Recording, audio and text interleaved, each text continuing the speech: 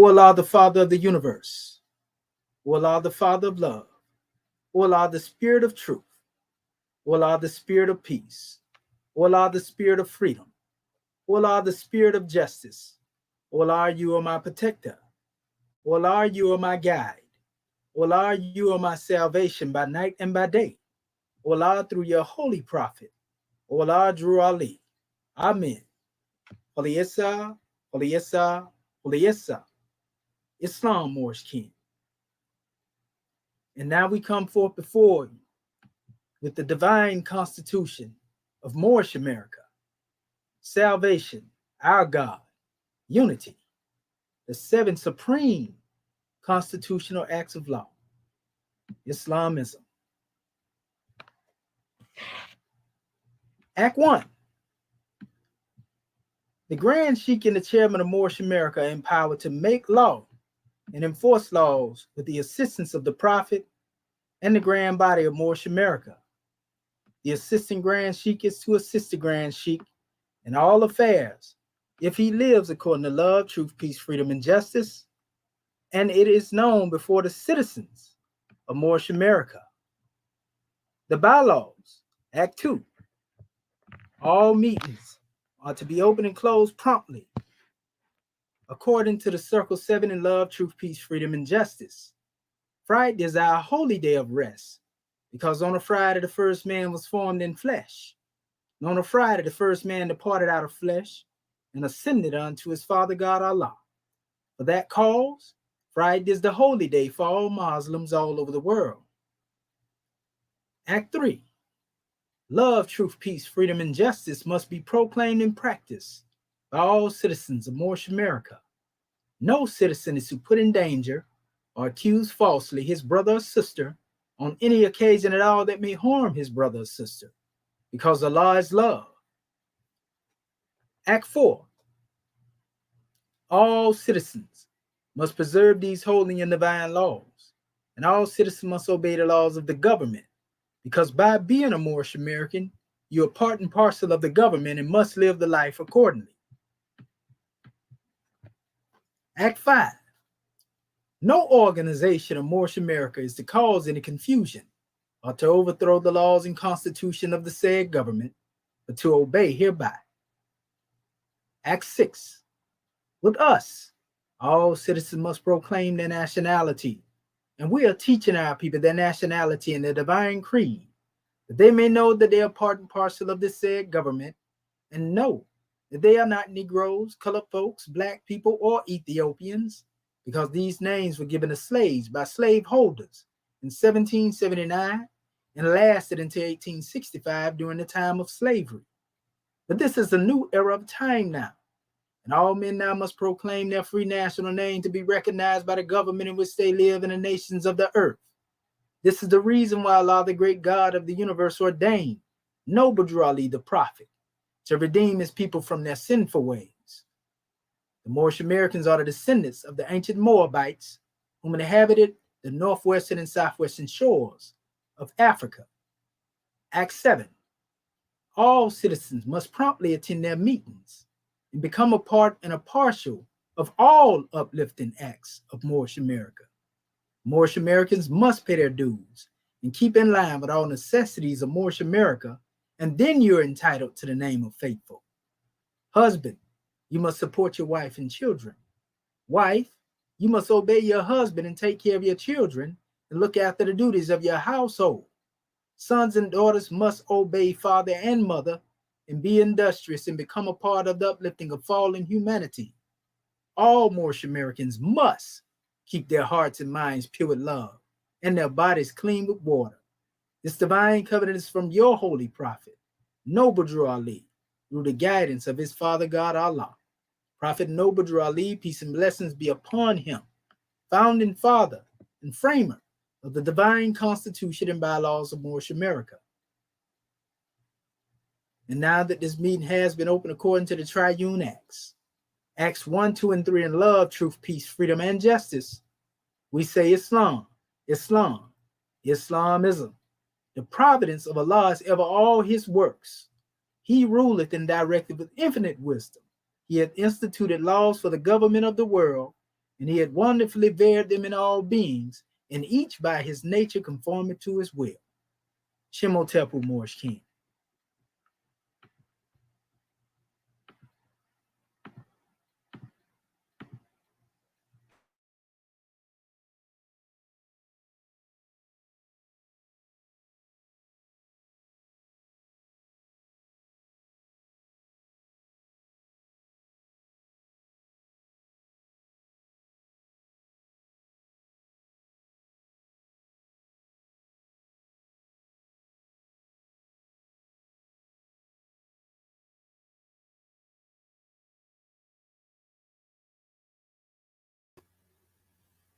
Islam, pardon yourself, grand man.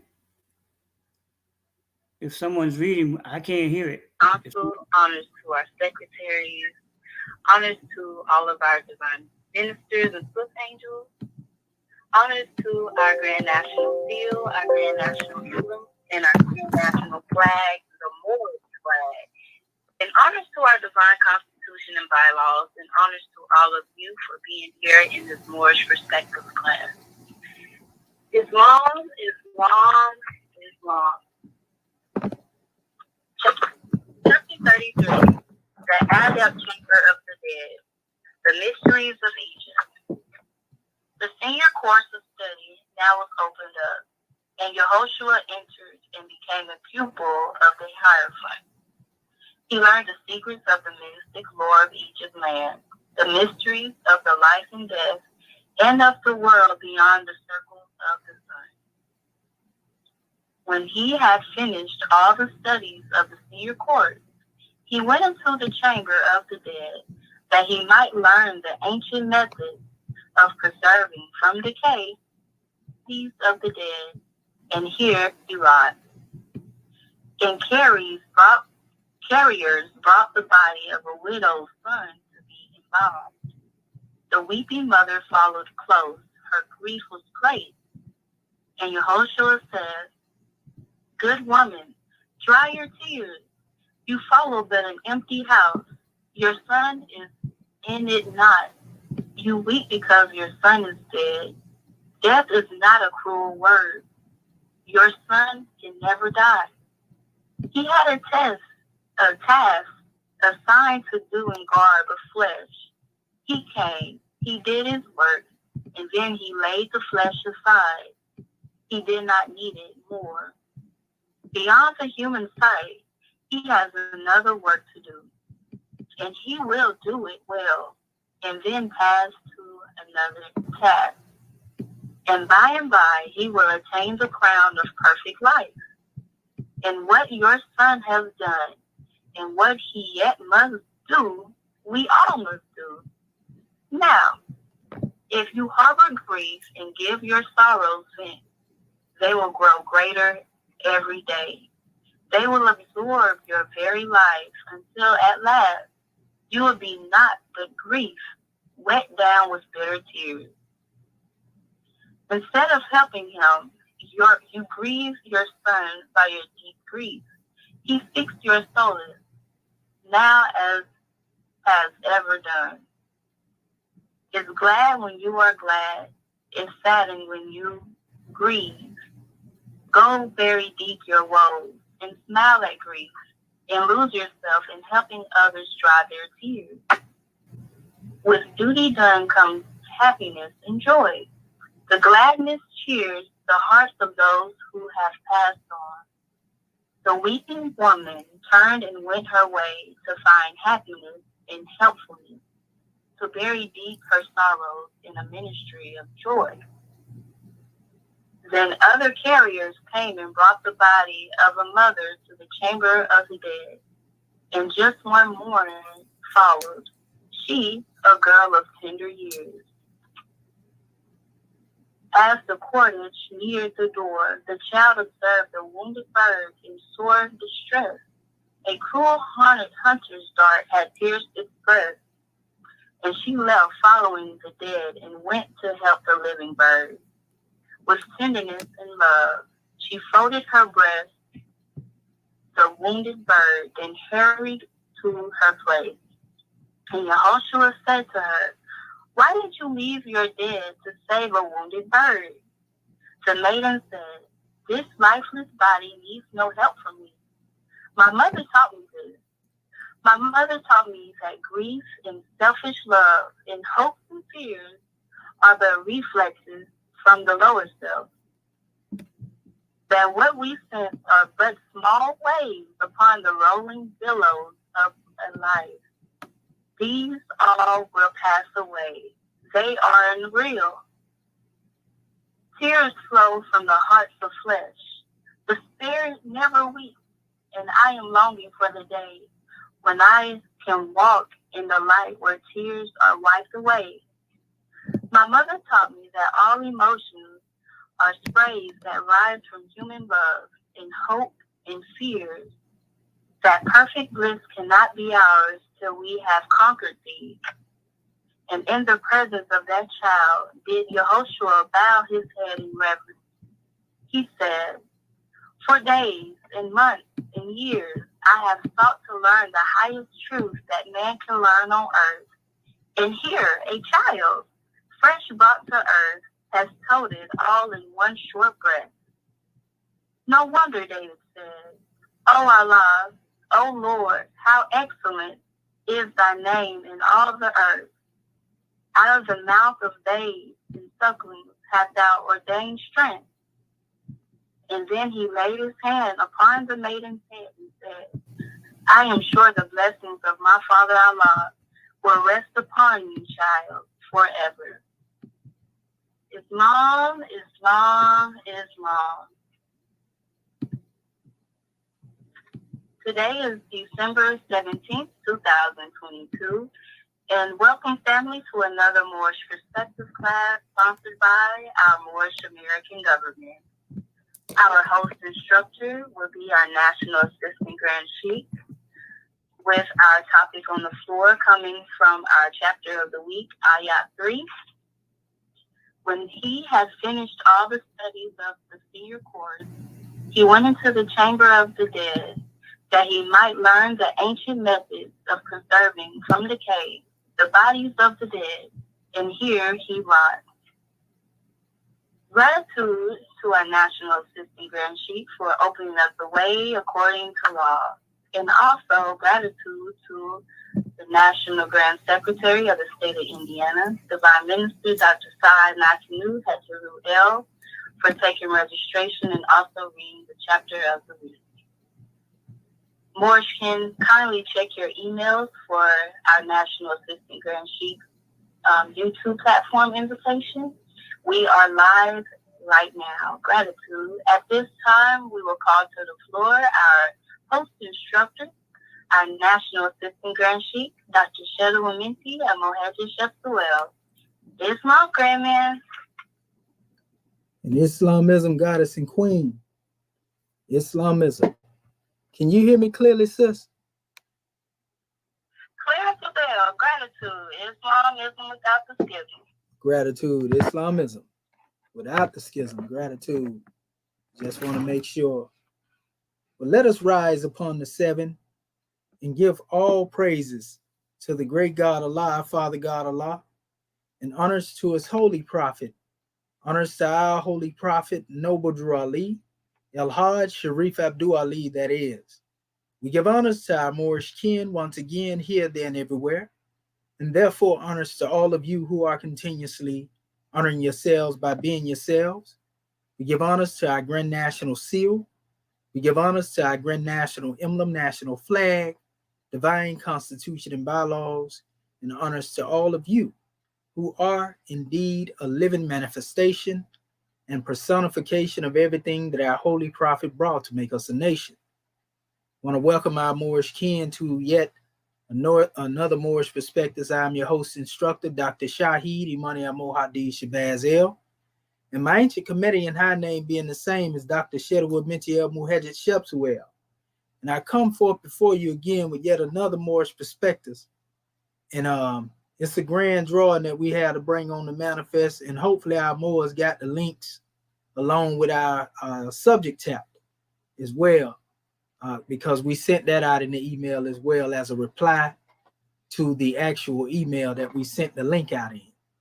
you know, and this is a grand drawing, you know, when we go into this special measure, as we always like to draw upon these measures, as it is above, so it is below, as it is within, so it is without.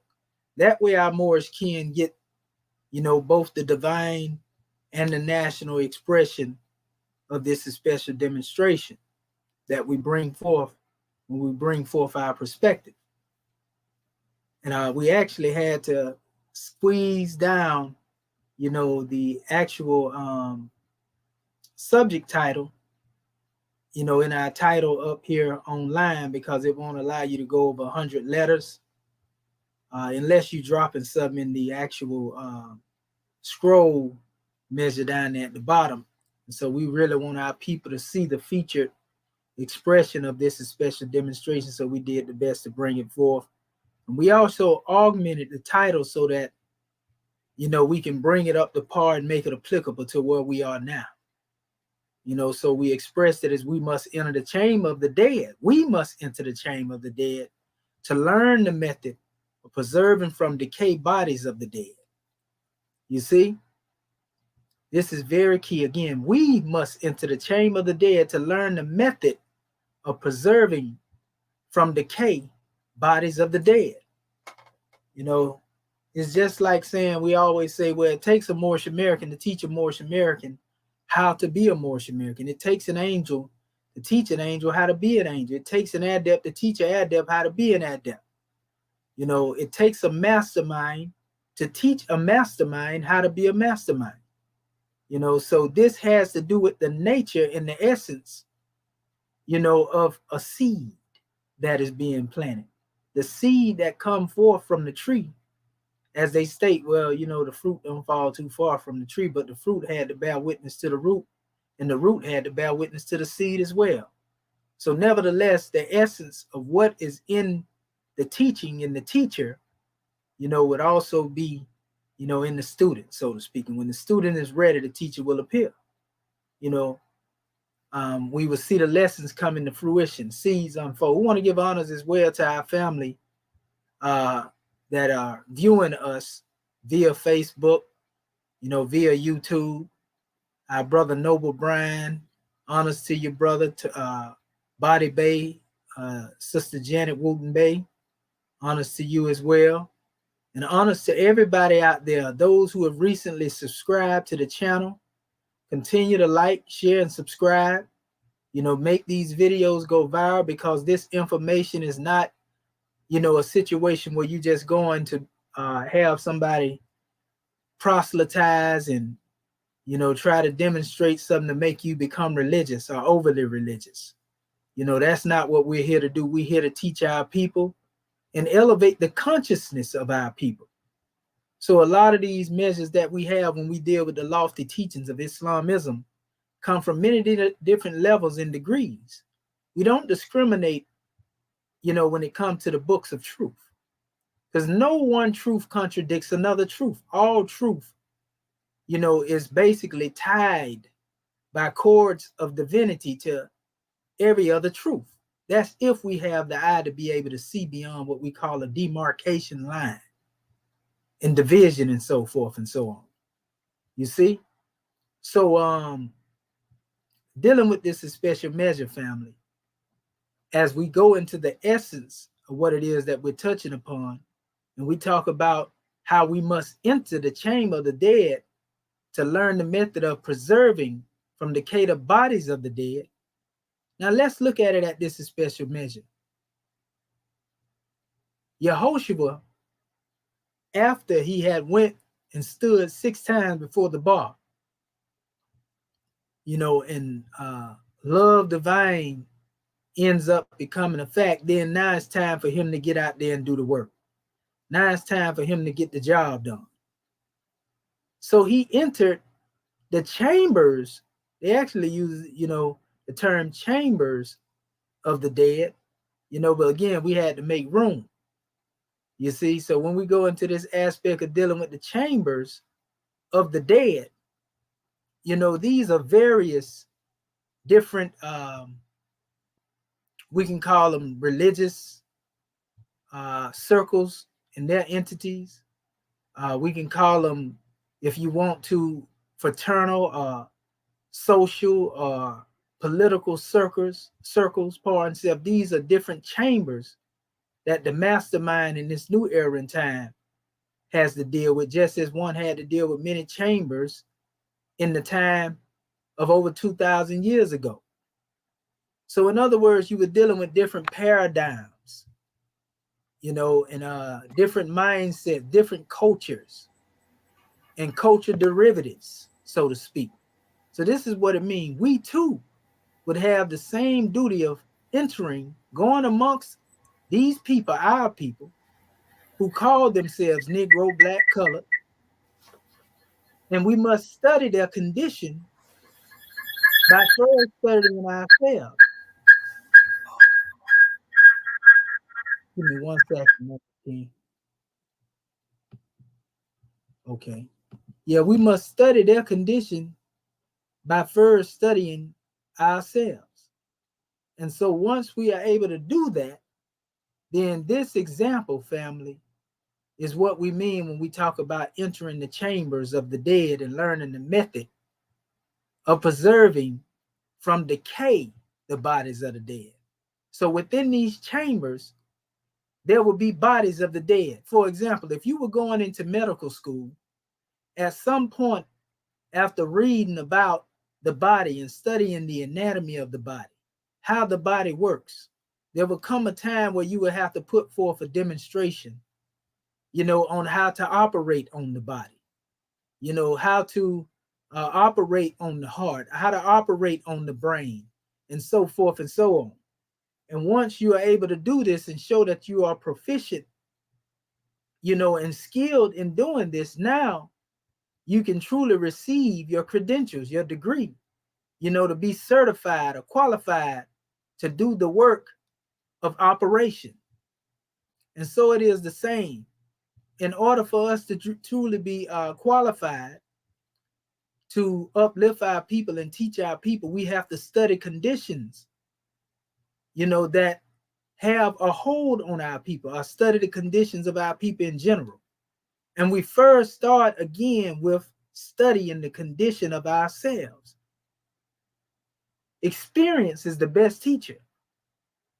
This is what will give us the ability to have the knowledge that is necessary to secure and secure those that are in need. So let's look at it from this standpoint when we talk about entering the chambers of the dead to learn the method of preserving from decay the bodies of the dead. Prophet Noble Drew Ali taught the Moors black, according to science, means death. Now, when he said this, many that have no knowledge of this automatically, he talking about the black people. He say black people dead. But you got plenty of our leadership, that spoke of our people as being mentally dead, spiritually dead, and everything else. And ain't nobody got mad at them, but when Noble Drew Ali said, everybody want to get mad at Prophet Noble Drew Ali, because he said the same thing. You go into the Piscean records, they've been talking about one being spiritually dead, for years. You see, and if you're dead in spirit, then you're dead in the head too. You see, because spirit is true intuition. This is your true guide, so to speak. So if you are spiritually lost, then what you think coming up out of that? So when you get into that special measure, family, and understand that Noble Drew Ali made that statement with knowledge. He didn't make that statement being ignorant. And when he said black according to science mean death, you have to ask yourself, well, what is the question? The essence of it. What science is he referring to? What science? According to what science it means death? And we can go in all different levels. We just mentioned some on political degrees, social degrees, religious degrees. All these different measures are conditions that our people have found themselves in. You see, one can be spiritually dead according to dealing with spiritual rules of law and knowledge. One can be mentally dead when it comes to dealing with having a lack of consciousness. And one can also be dead to the letter of the law. if they are not attached to the family of nations. They call these vagrants. And when one violates the laws of vagrancy, then one is considered that like a vagabond. You know, that's the name they gave to Cain in the Piscean records, a wanderer, a nomadic vibration. That's what a wanderer does. They move like that's what the Hyksos or the Hyksos demonstrated. They were nomadic people. They wandered about in the land. You see? So when we don't have a knowledge of ourselves, we have that same thought pattern. As melanated as we may be, as dark in hue as we may be, you see, we have that same thought pattern where we wonder about to and fro, blind, deaf, and dumb, easy to be led in the wrong direction, hard to be led in the right direction, until one that has guidance, until divine intervention allows one to come to the manifest to aid and assist us and uplift us out of the condition that we find ourselves in. You see, it's almost like that of the story of the Good Samaritan. You see, only difference is that one was left half dead, according to the Piscean records of the Bible. That one was left half dead, according to the story. Listen to the moral of the story. Don't get caught up into whether or not you accept the book or not, but the meaning behind what's being stated. A good Samaritan coming from a far journey to uplift one that had been left half dead. He had to have some healing. You know, he needs some doctrine when it came to the wounds. You know, and one, you know, use oil and, you know, all types of herbs to aid and assist that special one in that condition. I'm just modernized the expression of what they call a translation in a text is what I'm doing, so that you get it plainly. We ain't got to speak in no Shakespearean, you know, language in order to get our people to understand, you know, nothing. We ain't got to go into the these and the thous and the, you know, thou art this, and we're just giving it to you as it is because we want to make it plain. So nevertheless, they had to have one that found that particular one in the condition where he was left half dead. You know, and they said a Levitican priesthood walked by on one side, the Roman priesthood walked by him on the other side. But it was only one that came along later and pulled that one up out of that special condition. You see? This is the likeness of our people. Now that one was left half dead. But here we talking about preserving bodies from the actual death, where one is always out of their mind. How can you preserve one in a state? Did I say bodies from decay? Because in all these different groups that we mentioned earlier, be it religious, be it fraternal, be it political, all of these particular bodies that will be on the manifest, going within these chambers, family, you know, by observing the condition of the suffering and the extent as to how bondage has affected us, we may learn the proper way in how to preserve our people from death. In other words, we're going to even say protect our people from death. Put some longevity on our people. Cover our peoples. Put some security on our people. This is the real meaning of preserving from decay the bodies of the dead. And I'm talking about bodies in relation to dealing with organizations and different groups that don't have the knowledge of government. Or they may have the knowledge of government, but they don't have the knowledge of how to run a government, how to demonstrate self-determination.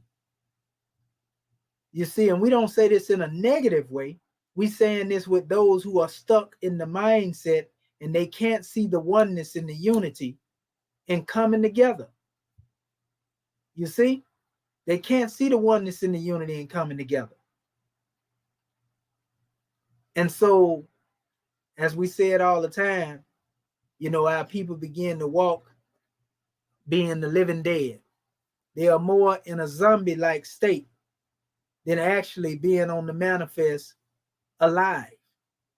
And that ain't living. So again, when you deal with one that is half dead and one that is fully dead, there's a greater work to bring that one that is half dead back into a state of living, as opposed to one that got a little fight in them, still got a little life in them, so to speak. You see, the pulse, it still has some movement. You know, it's a little easy to demonstrate that right there. So our job is a lot greater than those who came, in the form of a good Samaritan, if you ask me. Because we got to bring one completely out of their demise into the consciousness of living this life that we refer to. See, we want to make it plain. So we have to study the condition of our people. We have to learn what was it that caused them, you see, to actually go into a state of death in order for us to preserve them from death. A whole death, because we had the power to resurrect according to the teachings of ancient Kemet. There is no such thing as death for the righteous anyway. We know that, but some of our people think that death is defined as the end all and the be all. When they leave this body, it's over with, and that's all. But I like to emphasize that there are certain things that live on after us, and I always mention our ways, our acts, and our deeds. If we have done good things, if we have demonstrated our uplifting acts, if we have demonstrated certain deeds, there are those who will still benefit from those deeds, just like we are able to benefit from the deeds, the ways, and the acts of those who would pass that we may have a knowledge of, that we still can draw strength from. You see? So the preservation has to do with the preservation of the memory. The preservation of the memory in reliance upon the book of Allah's registry of remembrance. You see? And once this is the case, but then you ain't got to worry about, dying or death. Listen to this emphasis again, family, because we're going to pull up our chapter in a minute. We just trying to fire up the neurons when it comes to our Moorish kin right now and get them to think. Because Prophet Noble Drew Ali said, if he could get us to thinking, then we would save ourselves. You see? So again, we must enter the chamber. We must go among the dead in order to learn the method of preserving, again, the bodies of the dead. And this is called mummification to a certain degree. Sometimes we have to enter the chamber of the dead to learn how to preserve ourselves on an individual level from death. That's the most important thing right now. Us learning this is special science. And Manetho taught John the Harbinger this is special science. And all of this was being demonstrated in the likeness of this same type of drawing that's being brought forth in this special chapter that we're dealing with now. Dealing with this adept degree, the 7th adept degree. And if we know anything about ourselves, and we always emphasize this, because as we live and we go through life, we are unfolding through the degrees. And I'm going to emphasize it again until our Moorish kin cling to it. We live this life going through the degrees of unfolding through the chemistry of mortal life, the ministry of death, and the mystery of deific life. You see? So this is why I said he learned the secrets of the mystic law of Egypt land and the mysteries of life and death and of the world beyond the circle of the sun. All that is talking about the chemistry, the ministry, and the mystery, minus that of contradiction.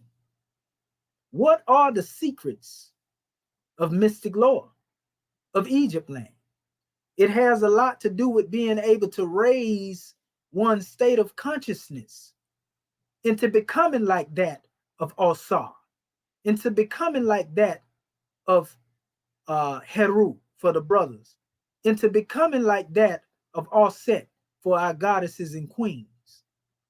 You see, in many of the other Neteru, it is the principle that continues to thrive and live on and manifest itself in transition from one God man to a God woman to a God seed.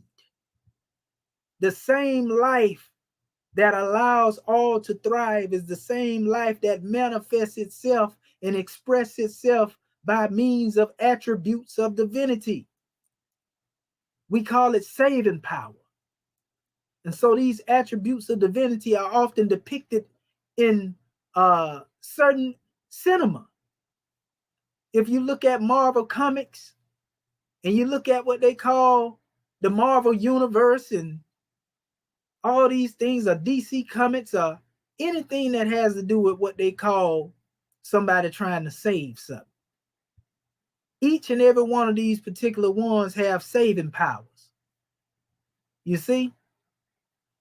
We saying this because we know that we can reach our youth with this particular measure. They love Marvel. Some of us grew up on the Marvel demonstration as well.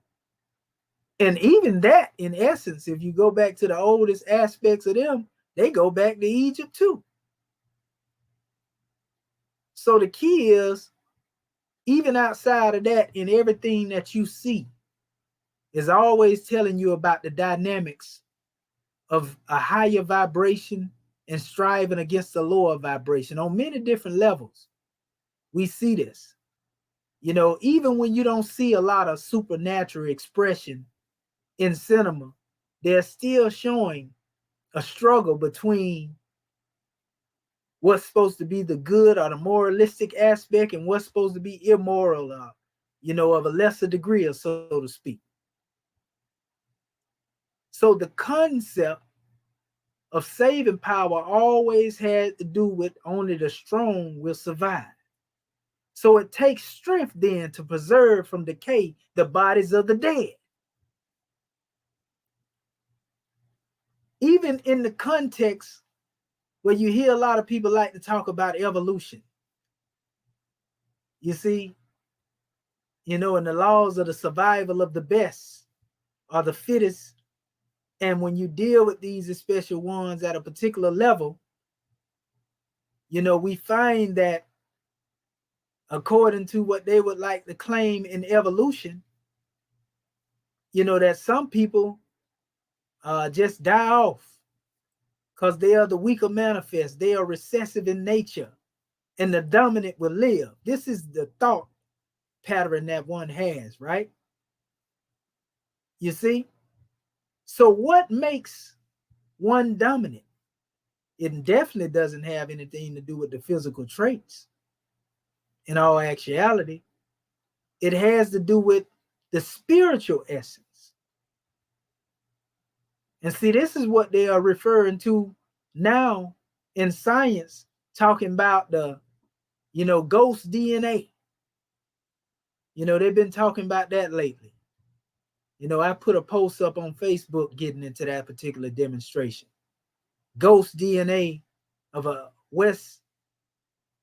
northwest even ancestor, which they call an antecessor, one that is actually an explorer, one that is actually moving throughout the land, or what they would call the first migrator. You see? But nevertheless, they don't want to say it really is us.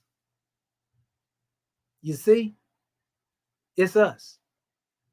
So at the end of the day, we are full of life.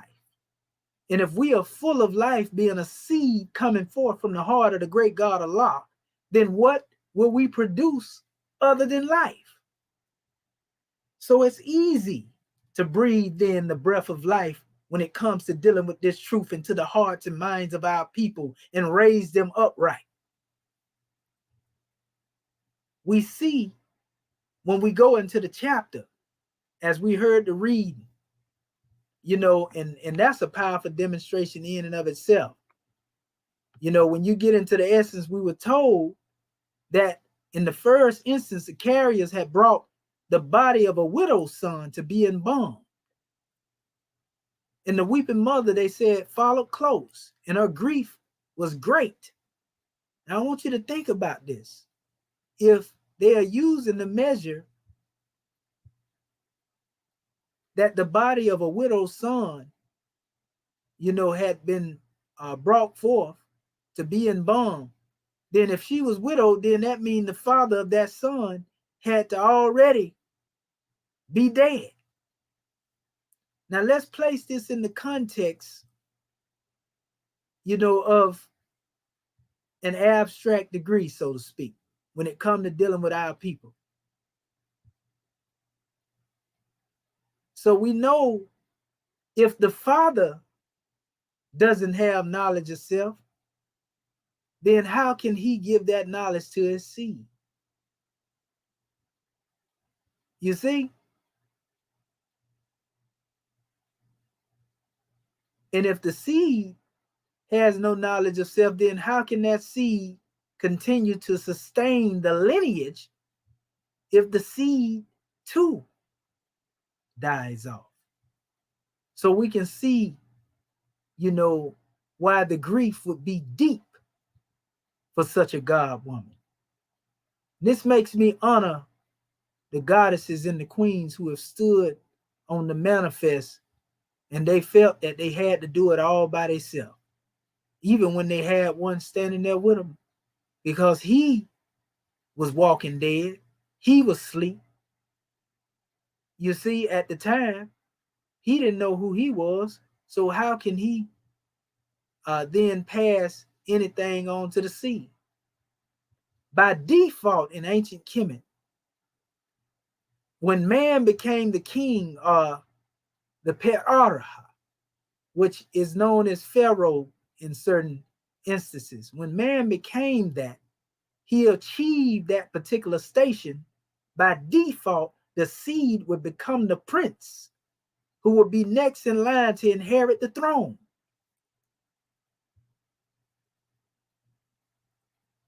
See, you can't apply the title widow's son to a Moorish American Muslim. Why? Because Allah is the husbandman. So we have a father, and he is the giver of life. You see? So you ain't got to worry about nothing dead coming behind that. He's the giver of life, and he has proved such by sending Prophet Noble Drew Ali to uplift us and raise us from that shallow grave of assumable jurisdiction. We had assumed that we were Negroes, black people, and colored people. We had assumed that we were somebody else's property.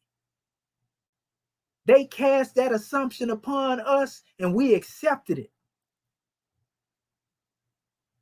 So you can only find a widow's son among NBCs, but you can't find a widow's son among Moorish American Muslims. Not possible. You see?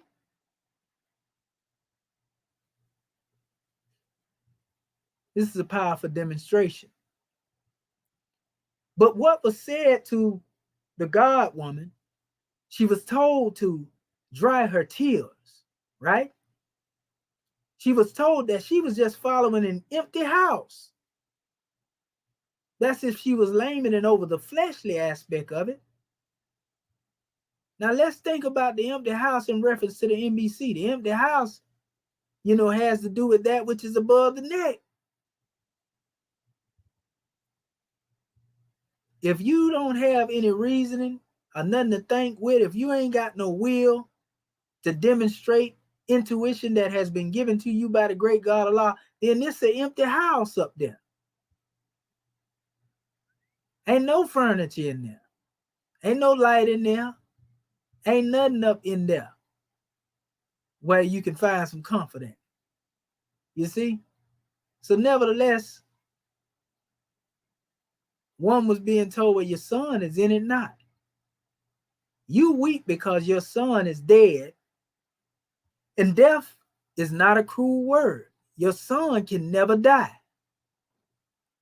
So even when we hear the term death, though it has been taken as a cruel word, when we hear our people say black according to science mean death, though our people look at this as a statement of cruelty, in essence, we say this because we know that we can't die.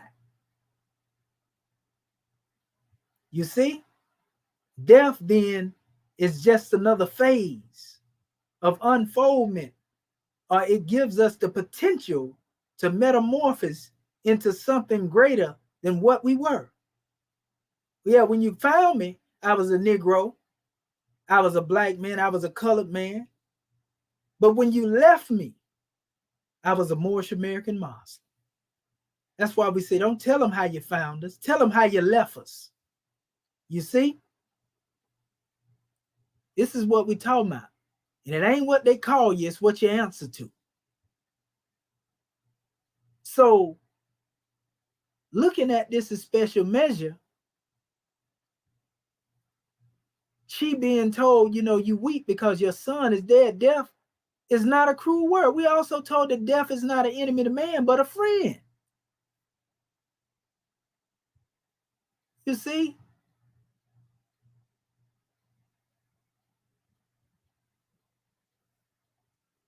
And once one comes into a clear conception, then one understands that one has a task that they are assigned to do. A task that they were not ready or equipped to demonstrate in the state of NBC. So they had to pull that old garb off and put on a celestial garb, so to speak. You know, as the Piscean records say, you know, pulling off that old carnal garb and putting on the spirit. You know, one had to demonstrate that particular science. So nevertheless, we find there's a work to be done beyond that in which all may see, because no one knows your potential, not even you, until you unfold into your potential. And when you unfold into your potential, just like in a special seed that is planted in the earth and nobody has knowledge on what this seed will become, then one is forced to bear witness to that in which they had no knowledge of, but now it has become manifest. And this is the manifestation of the attributes of bringing that which is hidden into the manifest. The Zahiri and Bati, as they call it in the Arabic in the Grand Quran, are the hidden Amen, Ra, being brought into the manifest. You see? We can look at it any way you want to see it. So when we go into the state of even the way law has been brought on the manifest, in all actuality, when we talk about the age of preparation and being brought into the age of fulfillment, we're talking about preservation and resurrection right there.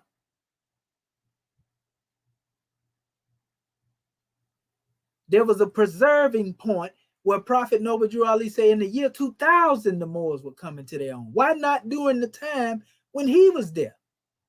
There was a period of gestation, of preservation, in order to allow justice to take its course and unfold. Everything unfolds in due time. So now we are in the manifestation of that new time. We have been preserved. Now it's time to be resurrected. It's time to be exhumed. You got to do the exhuming before the resurrection process takes place.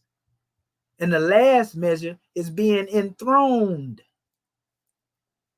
being placed back in our proper position as executive rulers, governors of the self, those who are able to demonstrate self-determination and determine within themselves that they will be a nation, not because somebody else said, you know, you should be a nation, or you need to be a nation. If you don't be a nation, no, because you know this is right. This is the debt that we owe to our people. So we have learned by going amongst different chambers, so to speak, of belief, chambers of social construct. You see, chambers of association when it comes to different organizations. We have learned from the past by observing how far had they come. What is it that they had done or gotten done that should make us believe that this is good for our liberation? This is not to say that our people haven't done anything good or didn't have good intent, but we are saying, why do we continue to fall by climbing, by thinking after we have done something to that extent that we can continue doing the same thing, expecting different results, and yet find the change or be successful with that special demonstration? The Grand Quran say, you know, it's possible, you know, that one basically in a normal state of mind, to paraphrase, would accept a thing that is good for them. But most people reject that which is good for them and accept that which is not of a benefit to them. There's a reason why Prophet Noble Drew Ali told the Moors to preserve these holy and divine laws, because law governs all events. That means all of the events that would occur and manifest throughout the times and the climb, they are governed by divine law. They are governed by divine providence. Or we can even say creative fate, or preordainment, a lot of people like, or predestination. We were predestined as a nation to come up out of this condition that we had been found in. But we had accepted our lot in being in this condition and becoming content in that, to where it became the norm, and we thought that this was the new norm, and it became normalized to the extent that anything outside of that right there just can't be the reality of what will bring us out of the condition. This is how we begin to think. So it took a mastermind. It took Prophet Noble Drew Ali. It took a few years, so to speak, in order for us to begin unfolding. If you go to the top of this chapter, notice it says the Adept Chamber of the Dead, the mysteries of Egypt. And it says the senior course of study now was opened up. And Yehoshua entered in and became the pupil of the Hierophant. Now we know the Hierophant was there all the while when one was going through the brotherhood tests and the adept degrees. But in this particular case, when you deal with this 7th adept degree, now one becomes an actual pupil of the Hierophant. Now one is dealing directly, one-on-one, with the Hierophant. The Hierophant is the one that has the power to raise one in consciousness, i.e. resurrect one in consciousness. The Hierophant is the one that has the power to bring one into the highest state of being skillful. Although the Hierophant has been there all along, guiding one unto themselves. Because that's what we find out, that the Hierophant is the higher self. When you tap into the higher self, then you're able to tap into the measure where we speak when we say Allah, Ali, and we. The prophet is the Hierophant that is guiding you. But yet through deific will, there's a tie.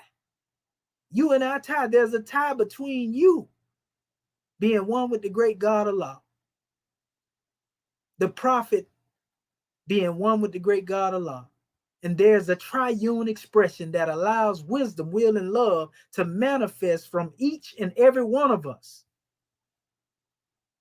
So love is the saving power by which we are able to raise our people up. You have to have a lack of love to demonstrate, like the Levitican priesthood did, to see one half dead and not aid in the system. So you know if they seen something dead, they don't care about that. You got one with life in them. So who you think care about the dead?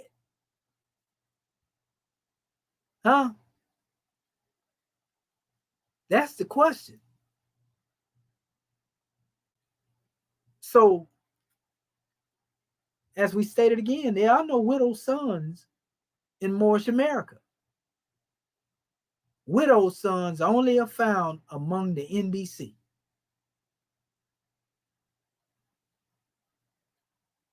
So yes, in this senior course of study, being opened up, this is what a mastermind becomes the mastermind by becoming the pupil. When the student is ready, the teacher will appear.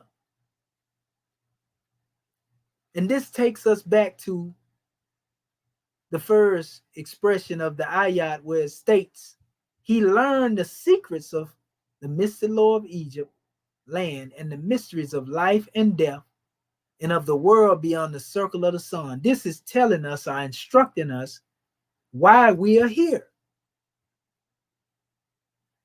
A lot of people say, well, why is it necessary to talk about Kemet? Why are we talking about Kemet? Because it is the most well preserved.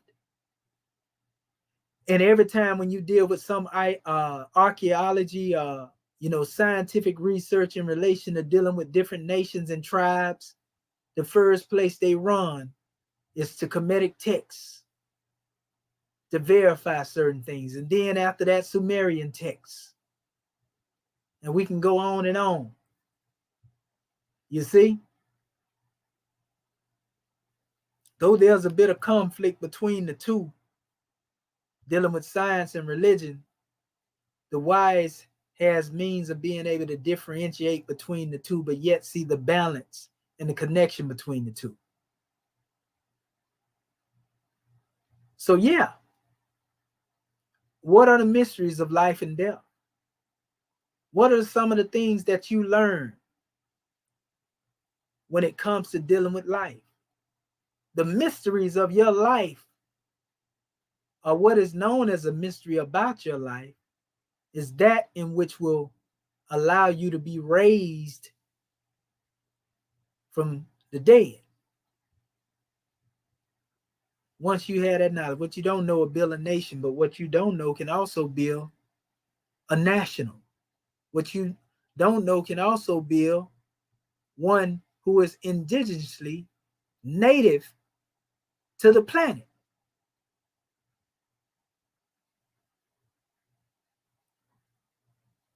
And so when you talk about the world beyond the circle of the sun, we already know about the ancestral plane and being able to communicate with the ancestors. We already know about being able to read, all of those grand sacred texts within the halls of learning from that aspect. And we know what it means to have a master teacher teach us from the plane of soul, just like Prophet Noble Drew Ali.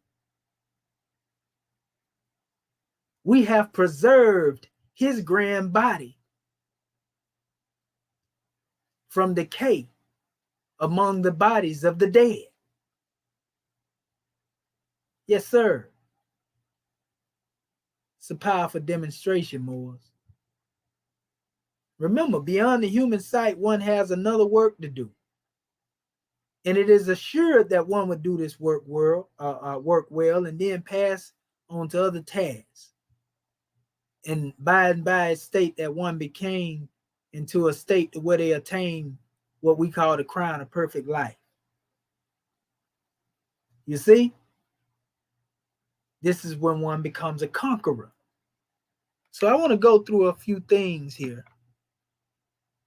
We just really wanted to emphasize these measures to our Moorish family. And again, we want to welcome all of our family that are here. Our brother Atam, 79, we give honors to you, brother, for showing up. You know, I'm going to share my screen right now. I'm going to present my screen so that we can get a look at this special chapter. Giving honors to our Grand National Chairman, Dr. Akin Acting Pert M. Heru Tutankhamun Bay.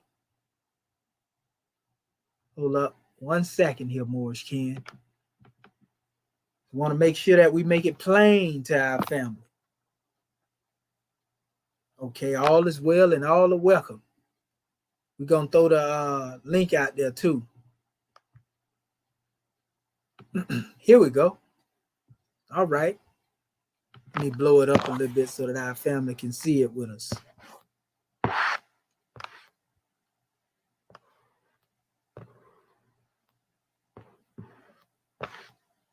We want to go back into the essence of our chairman when he was demonstrating. Give me 1 second here, family. He even go into our chapters and one learns about the holy breath in this special measure. This is Akin Acton's Adept Lesson 707. So chapters 22, 21, and 20, 21, and 22 in this special expression I put here. So it says, Ali passes the 7th adept degree. Divine ministry becomes the last prophet. All right now. The 7th adept preamble. It states, is Noble Drew Ali a real prophet? Can a free Moorish American also be Masons? It says, all praises are due to the great God Allah and honors to gods and goddesses everywhere. On July 20th, 1929, Noble Drew Ali left the body to better work with us on the soul plane. Since then, there have been multitudes of misinformation, publicized misconceptions, non-governmental organizations, NGOs, secret societies, Moorish, and outright fabrications headed by Lucifer, Satan, Devil, Dragon, and a few beasts about the true personage of Prophet Noble Drew Ali. It has been a widespread disbelief among his very own nationals. No real prophet could be born in the West. They have denounced Drew Ali through various medias to being anything from a Negro, black, and colored NBC myth to a Western Freemason. Naturally, the same worthlessness quickly applied to the reality, legitimacy, and the uncut truth about the Moorish Americans as a people. Humbly be advised, the true answers to the two subject questions have been revealed, given, and lived during the appearance of every prophet from Adam to Ali. As a rule of the public unstableness, the last people to ever recognize the divine ordination of a prophet have been the very people that a special angel has been sent to save. And I bear witness to that. I've had Moors whom many of the people respect in the Moorish community tell me, I believe in Prophet Noble Drew Ali, but I don't believe he a prophet like that right there. I believe in Prophet Noble Drew Ali, but I don't believe that he went to ancient Kemet. You know, so you are denying him his Hajj when he tell you he was given a high name over there. When he tell you that the garb that he have on was given to him by the government, you know it wasn't the United States government that gave him the garb that he wore. So if he was given a garb by a government other than the United States government, because that's not the type of garb that the United States government demonstrate, then surely he had to be among that particular people and among that particular government to receive the garb from the government. This is common sense. When we would say that we believe that Prophet Muhammad climbed the rock and went to Mount Hira. Moses, he was able to climb up Mount Sinai and get the 10 Commandments. Yehoshua stood on the Sermon Mount. Elijah, Mount Olives. And we'll say all of these things about these prophets, and we can believe that wholeheartedly, but one of your own, whose prophecies have been unfolding for some time now, have come to pass, meaning that his words are prophecy, and we had better take heed. And if those words that he brought have been truth, and he spoke these things in detail, unlike a lot of the prophecy you get in other divine books and revelations, that's not to slight the books. We're just placing an extra emphasis out there to where if Prophet Noble Drew Ali was able to say something in detail, and it comes to pass in the same detail, wouldn't that be more fitting to believe? Because that is the proof of prophethood. That one speak of a thing and it comes to pass. That's the rule. So who am I to come along later and say, oh, I don't believe Prophet Noble Drew Ali went to get no revelation? That's spookism.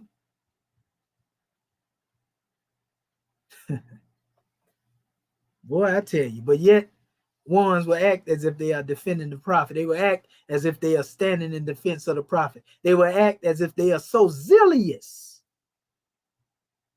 in being Moorish American Muslim and don't even acknowledge the prophet. I don't believe in them hadiths of Prophet Noble Drew Ali. That's hearsay.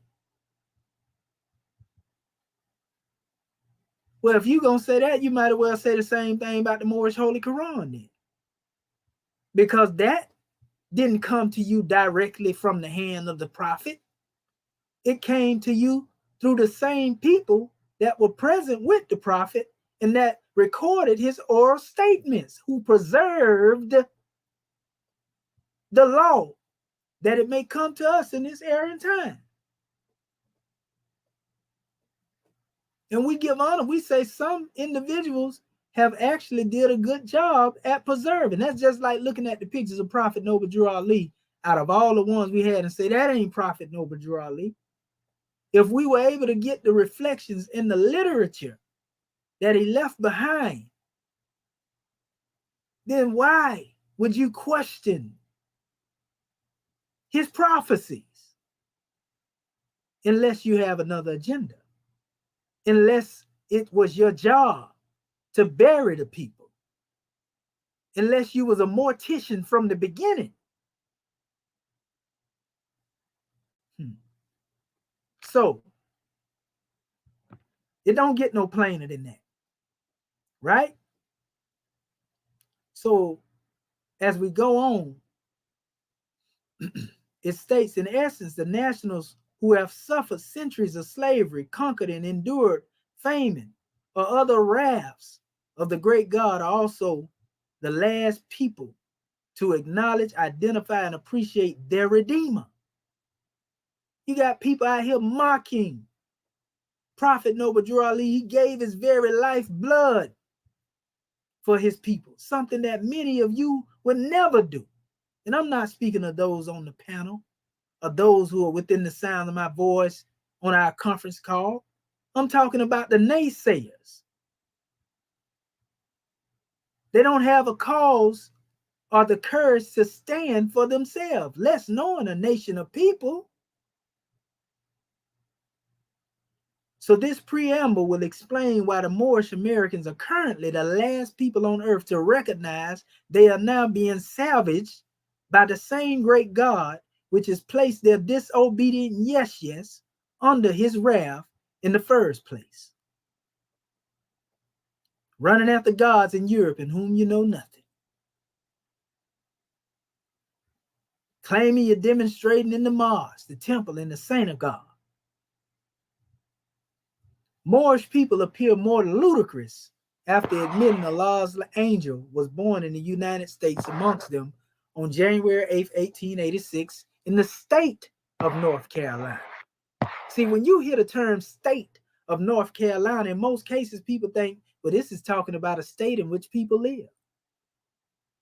Well, what about the conditions as it relates to dealing with the state in which he was found? Because we already know the laws of slavery and everything that was being demonstrated in the Carolinas and, you know, those particular areas at that time. But it says, yet doubt must see its God. After 520 years of slavery, it is old God of doubt that has become the master of the sleepyhead Moors. However, in this presentation of the seventh and last adept degree, each student will have opportunities to replace their doubts with wisdom.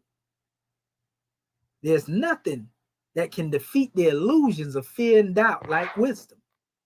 Previous adept lessons, e.g. the five folds, which we have those on our channel if you want to go and look into the five folds of man. The prophet and his harbinger, the first, second, third, fourth, fifth, and sixth, and now seventh adept degree, were first established in ancient Kemet and are presented in honor of El Hajj Sharif Abdul Ali, the last prophet in these days, brought us wisdom from the highest plane of spirit life. All transliterations have been handed down from Allah through his prophet directly into my God self, his number one defender. Akhenaten Pert M. Heru, Tutankhamun Bey, Swift Angel number one, and the officials of the newly formed Moorish American government. The reason many of these revelations are currently being brought to light is because they are in accord with fulfilling the prophets of the Noble Drew Ali. Whereas he warned it will be the third and fourth generation, about the year 2000, will see the good of his works and come into their own. That's a powerful demonstration. See the goods of his works and come into their own. Now we can say we're our own nation, own government. But what about bearing witness to the good of his works and come into a time where it's time for us to work? What about coming into our own from that standpoint? It's time to roll up the sleeve, boots on the ground, and get the job done. It says, when the student is right, the teacher will appear. These adept messages are in due time and can only be received by the purity of love now in place. Whereas a few of these lessons came from those who were taught directly by Noble Drew Ali, I hereby extend honors directly to his wife, Sheikis Pearl Ali, the brothers Isaac Cook Bey, G. Cook Bey, and Dr. Rufus German Bey. Still, about 98% of these messengers came from the heart of Drew Ali through his angel to give those with ears to hear and eyes to see these pure constellations, consultations from him. It says, before the fire, another summation of my instructions from our prophet has been, because the Moors dishonored their divine creed, high principles, and holy covenant of Allah, and their forefathers, that they were enslaved and entombed above ground by European nations, for every family to witness, put up there like a spectacle. I was told 2,000 years ago, our dead will walk the earth. We were talking about that earlier, right? That walking dead. Zombies.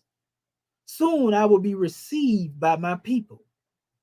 I will open the hearts of a few for you to teach. Tell my Moors the truth.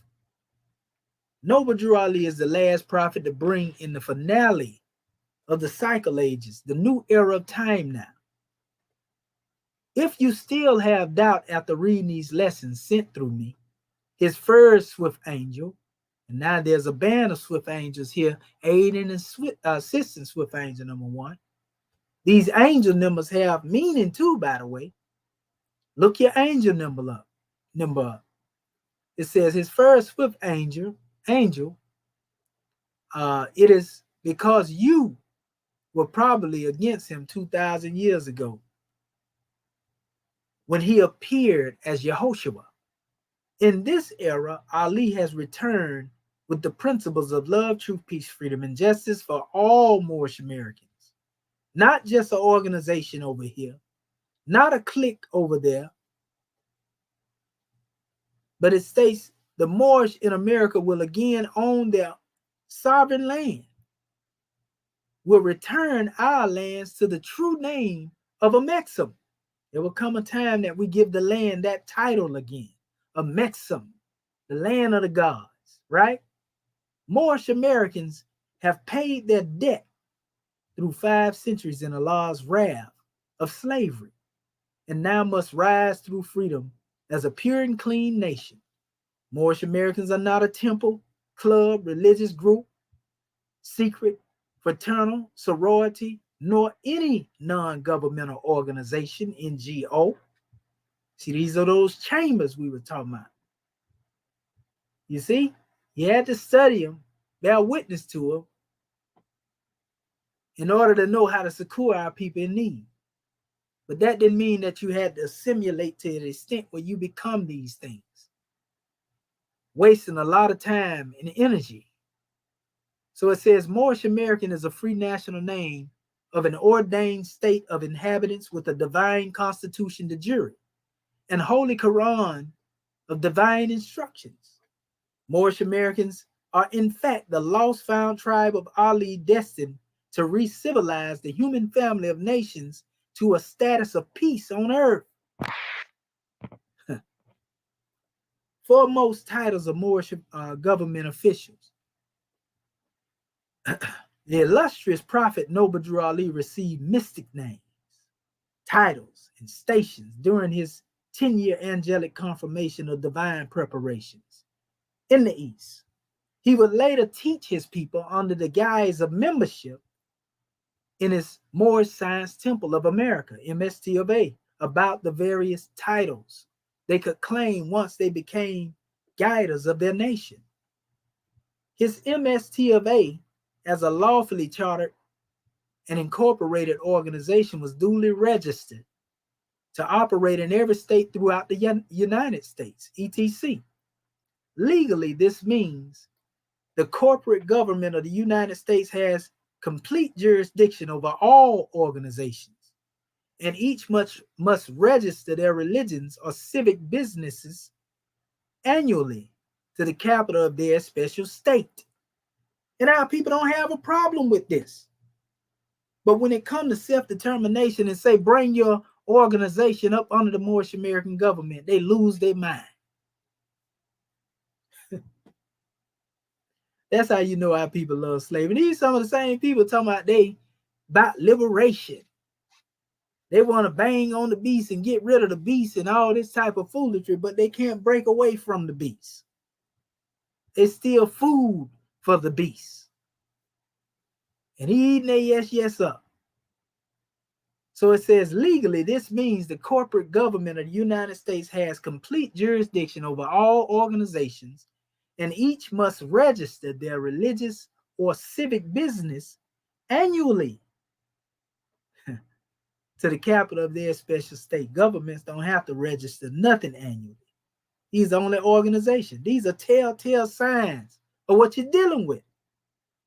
The Prophet built his MST of A to be an organization, a religious and civic school of learning, because his people have been buried in the shallow graves of the 14th and 15th Amendments, whereas the institution of slavery, which had been abolished in 1865, 13th Amendment, with one exception, is now ratified under the color of law into the new 1868-1870 U.S. Constitution.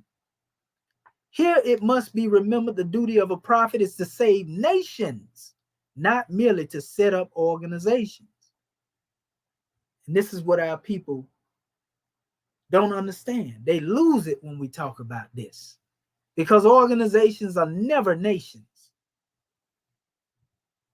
And these new amendments were now the lawful and prophesied mausoleum, where the divine prophet of Ali must now exhume the body of his pure and clean nation of Moorish people. Moorish are either free as a people or slaves in that coffin. So it says, among the several Islamic national titles, Sheikh has become the most pronounced. A lot of people don't know that word Sheikh, linked with the word Sheikh or Shaykhun. This comes straight from the Grand Quran. This is from the great God Allah himself.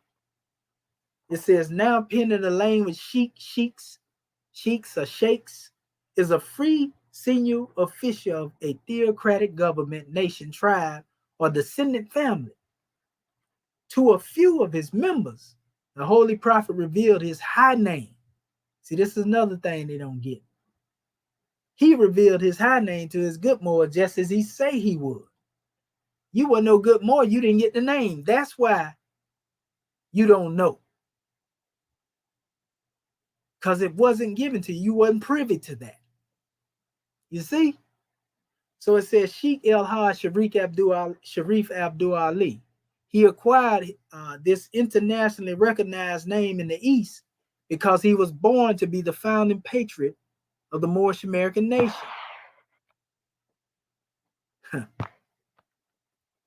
The title Sheikh or Sheikh is also recognized as a political Islamic official by many other leaders of the world order, right?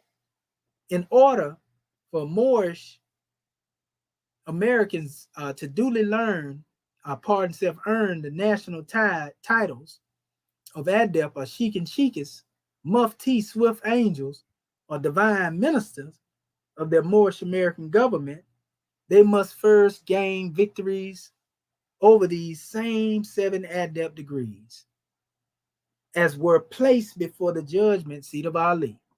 Our prophet conquered all 7 adept degrees 101 years ago, and then proclaimed, I brought you everything you need to free yourselves as one nation of people.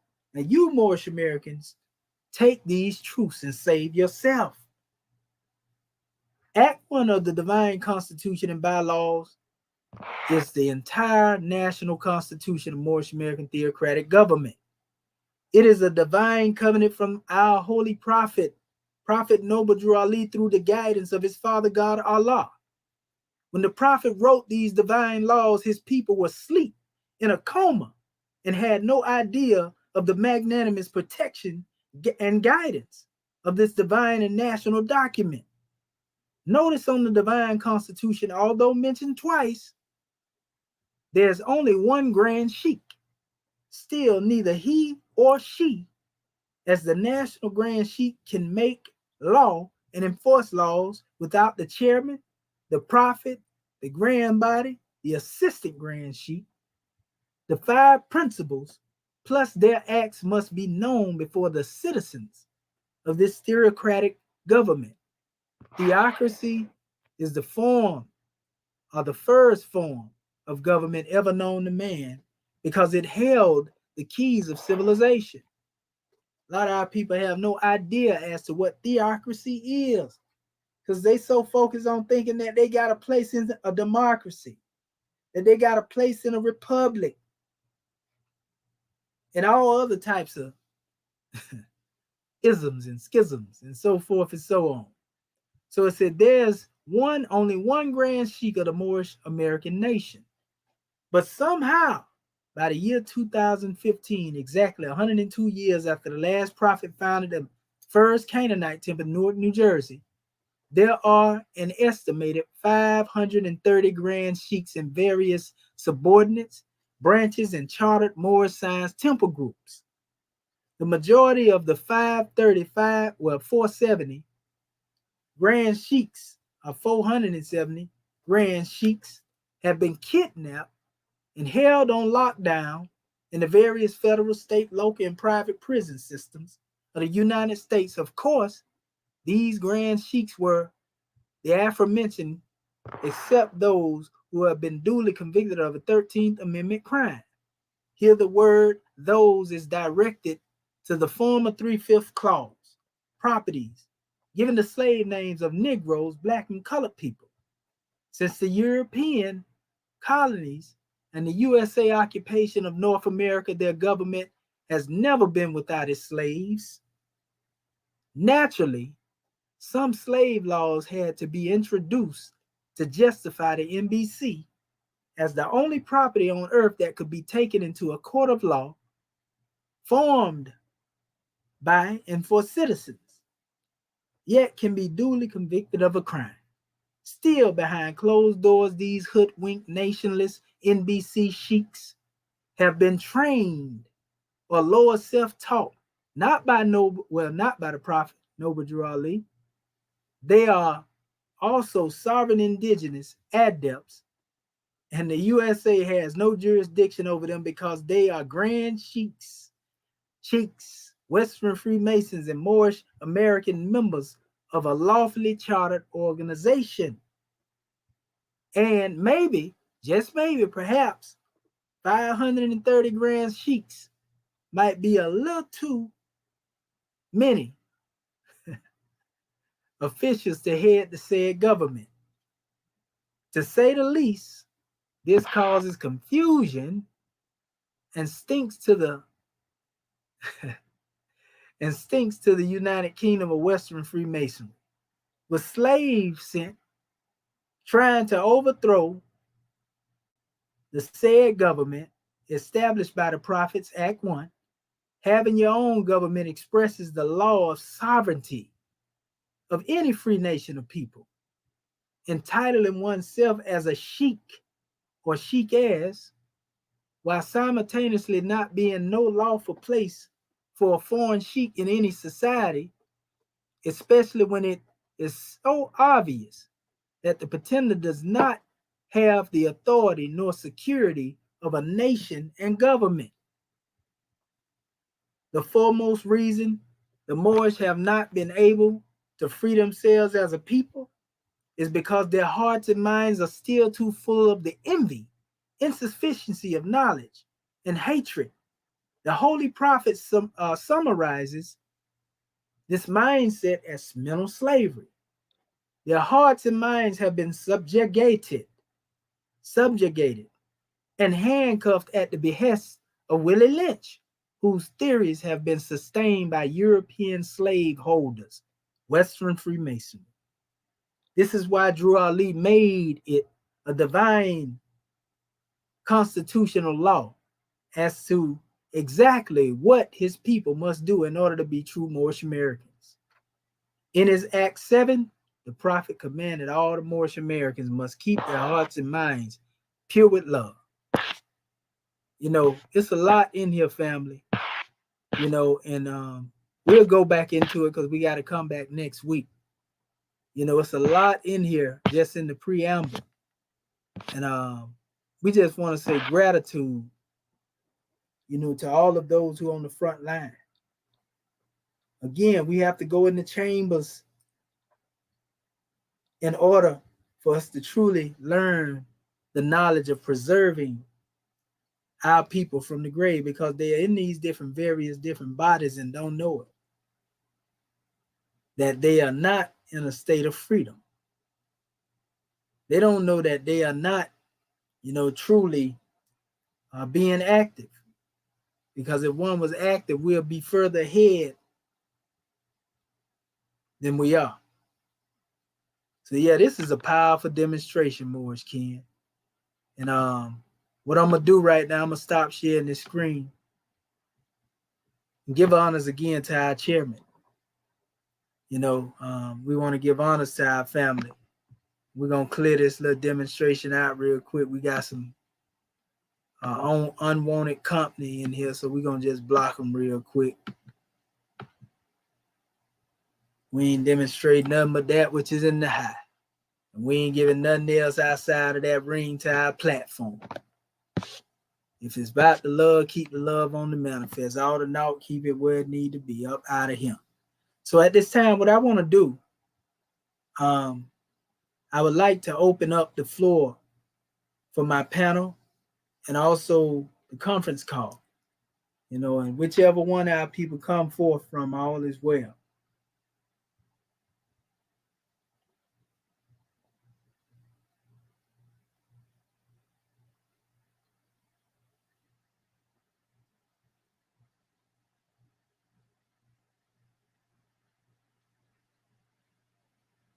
Islam, can you hear me, Morris Ken? I know we ain't got no crookeds in here this early. You mean to tell me I got a draft already? Islam. Okay, Islam, brother Muhammad Bey. Let me cut that other apparatus off you got over there. Is that better? I don't know. Say something, brother. Okay. Okay, come on now. It's better now. Well, move on until I get it straight, Grand Man. Move Yeah, on. you got 2 runners open. That's probably why. So you're gonna have to hang one of them apparatuses up, brother. Islam. Okay, Islam. I heard another brother trying to get in there. Come on in, Mo. Islam, can you hear me? Oh yeah, loud and clear with divine ears. Islamism without the schism. Gratitude, Dr. Eric Miller Bay, Moorish Virgin Islands. First I rise and give praises to Allah, honor to Noble Drew Ali, honor to our Moorish American government, honor to our Moorish flag or branded national seal and emblem, honors to Act 1, everything Moorish, honors to all those who assisted in opening the class, and those that spoke before me, and unto you, Dr. Shedwa Mendia Mohetcheseptuel, for a grand Moorish perspective of the Moorish American government. This ayat is a powerful ayat. The raw is to work into shape by artistry of effort. Didn't a disciple say to Yahushua, or they call him Jesus, I don't know for what, but Lord, permit me first to go bury my father, and then he replied, to follow me and allow the dead to bury their own dead. This is generally taken to imply that we should spend our time and energy part itself on living people, not on dead people. In this new era of time now, the general laws was to rise or raise us up out of the shallow grave of dead in the head, mental slavery. The supreme laws, which came later, like Ezekiel did to the bones, dry bones, hear the word. This is what the sovereign Lord said. I will make breath enter you, and you will come to life. Noble Drew Ali said, you are 3/5 to every other people, spirit, soul, and body.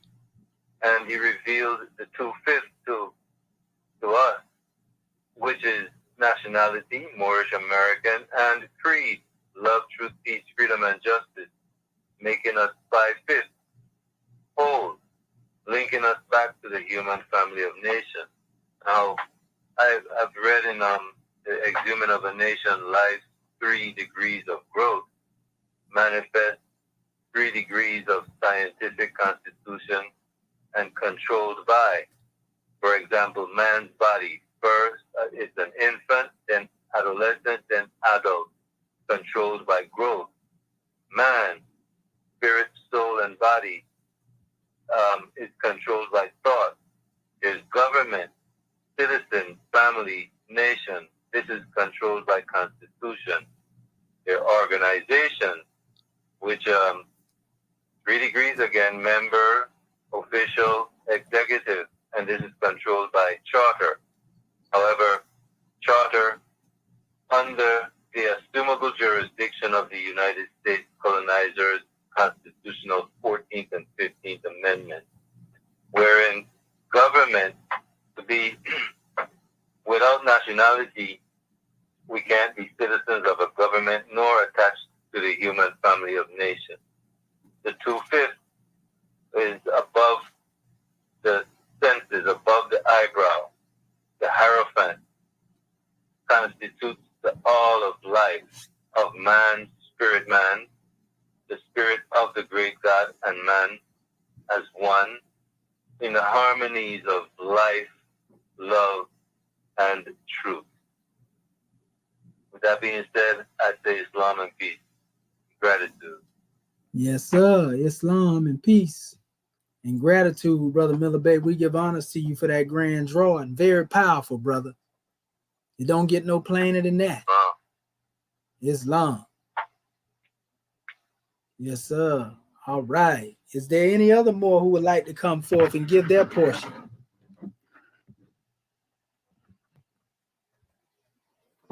There's enough work for all of us to do, Moors. Put your boots on the ground. Islam?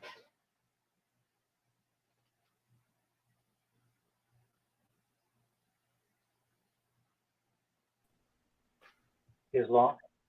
Okay, Islam. Okay, Islam. Islam, Dr. Larry Daniels Bay, South Carolina Council agent. First, I rise and give praise and glory to Allah, the most merciful. And I give high honors to his holy and divine prophet, El Hajj Sharif Abdul Ali, the last prophet in these days' time. And I give honors to Act 1 of our divine constitution. And I honor you, brother. God, man, open up the way for us more. Great class as always. And I honor all my brothers and sisters online. Peace and blessings. Peace and love. Islam. When we were speaking of the preserving the bodies of the dead, you know, and understanding that to preserve ourselves, it's all about the truth, you know, and you know, spiritual warriors are healers because we understand, you know, the science of things, you know, not just looking at the surface of things like we have been taught and trained to do, you know, and experience is, you know, and understanding that experience is the best teacher because when we understand what we have experienced being black, according to science, means dead.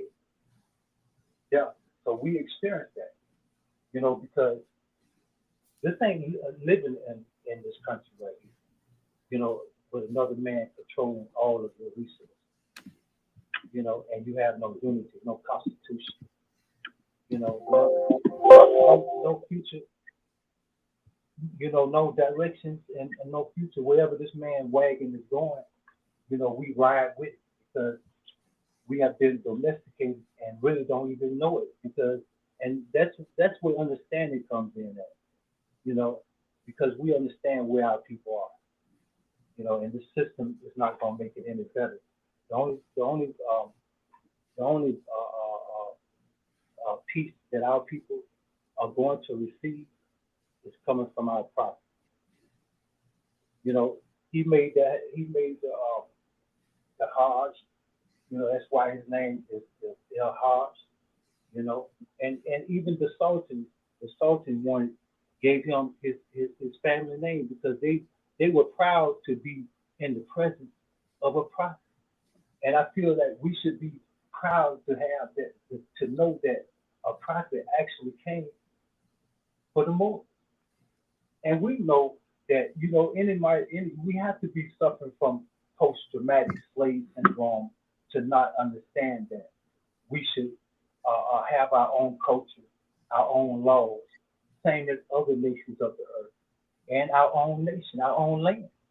So if there's no land called Black land or African American land, they renamed everything. So, you know, just understanding that we're suffering and we have gotten used to suffering. So suffering has become a norm with the Moors. And others, they have created a commodity out of our suffering. Everybody gets paid off of our ignorance because we're suffering from post-traumatic slave syndrome. There's no question about it, you know. And I was just and you know, our prophet was, it says right here, he was personally Ali awarded Ali the globally recognized entitlement of El Hajj. our prophet, you know what? It's written that government. Let me see. I just read right here. Hold up, boys. At the age of 23, Ali is a master adept. Has successfully completed the highest degree of God in man courses, known on the highest man courses known on earth the past 7 years. But you know, those that know what a prophet is, they're proud to turn their heads towards the prophet and to help a prophet. But we, the one it's been written, the very ones that the prophet came for, will be the very ones that deny him. So knowing these things and these prophecies right here, the Moors have an opportunity to get it right. You see, and our unity is the key, because our ways, our acts, our deeds. And I was just taking notes, which you read, what you were saying. But the thing is, when we understand that it's as simple as learning how to love instead of hate, and understanding the difference between an organization and a government, and knowing that we have the God-given right to carry the identity, the same identity and divine creed as our ancestors, our forefathers. You know, and nothing else is going to put us inside of law, inside of God's law. Forget man's law. But see, God created everything. Law governs all events. And if the Moors don't proclaim their nationality under their own government, the worst is yet to come, because the prophecies will be fulfilled. You know, and I have some more, brother, for that. You know, I'm looking over my paperwork, but it's a great class, and peace and blessings, Islam, boy. Peace and blessings. And Islamism without the schism, my brother. Praise be to Allah. And honors to his prophet. Long live the Moorish American government. All right. Is there any other Moor who would like to come forth and exercise their fire? Islam. You got that echo still, brother Muhammad Bey. Islam, I think that brother Leroy alive, Bey. Okay, yeah. I hear echo too. Yeah, that's brother Muhammad Bey. Something wrong with his line. Islam. Islam. I'm Dr. Leroy Bey, Vice Consul General, South Carolina Council. On this day I rise, I give praise to the great God of Allah. Find your prophet, Noble Jurali. Give honor to our theocratic Moorish American government. We give honor to the official government. Give a special honor to the citizens. We give a special honor to you, Dr. Sedu L, for hosting another Grand Moorish Perspective. And we give honor to those Moors that spoke before me, to those Moors who speak after me. We give honor to those who open away for the class tonight. And we give honor to everything Moorish. And we give honor to our family that's streaming Facebook Live. Peace and blessing and love to you all. And well, in Act 4 of the Divine Constitution of Moorish America, it says all citizens must preserve these holy and divine laws, and all citizens must obey the laws of the government, because by being Moorish American, you are part and parcel of the government and must live life accordingly. And so, we have to follow the same footsteps of our holy prophet, because the healing started with the prophet Noble Jurali in 1910. You know, as he completed his studies in the East, you know, going to the Seventh Commission after that degree, and received his title as prophet and angel. And so, he came back to the East, to the West. He set up an organization where he began to teach his people the nationality and divine creed. And we too, in this era of time, are being taught some same committing lessons by here in our Moorish American government, which is commit in this era of time. So we getting those 7 abject degrees now, so we can raise our consciousness and follow the footsteps of our holy prophet, and become those swift angels in this new era of time, preserving these holy and divine laws, killing ourselves from that mental slavery, thus raising our consciousness, on high, where now we won't be confined or restricted to the flesh, because the prophet says it's not in the flesh to think or the bones to reason. So purify our heart and mind with love on a constant basis, it helps us to raise our thoughts on high to infinite wisdom, where now not only we can free our mind, but now we can take these lessons, going to the chamber of the dead or fallen humanity and uplift fallen humanity, those who still, are buried in a shadow grave under this 13th, 14th, 15th Amendment, under assumed jurisdiction, on a slave named Negro, Black, and Colored, and African American, which the prophet let us know in Act 6 of the Divine Constitution, that his name was given to slave by slaveholders in 1779 and lasted through 1865 during the time of slavery. Now, although slavery has been abolished with the recent 13th Amendment, 1865, but those names, Negro, Black, Colored, and African Americans, still exist to this day on state-issued driver license, ID card, birth certificate, marriage certificate, and so everything attached to this corporation has a number on it, so we have to free ourselves first under this corporation, then we can free, our kins that's out there still thinking they had rights, under this corporation. The only rights we have is with our own sovereign, independent nation, our Moorish American government. And the prophet said, year 2000 more is coming to their own. So our own government, our own nation is on the manifest now. And it's a table that Drew Ali built for his special people, where now they can have a place called home, where they can,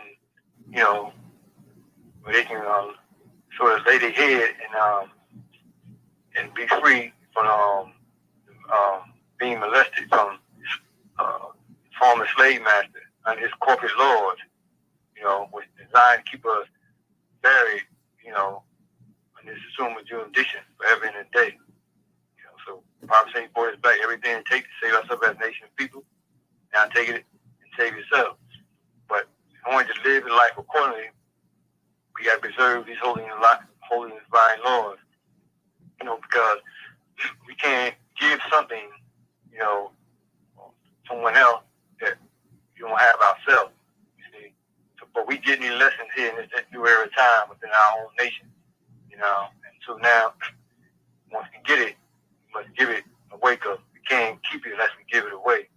And our people definitely is in need of these holy divine instructions, That's one definition for obey that you see in Act 4 of the Divine Constitution. We must obey these holy divine instructions, or these guiding principles,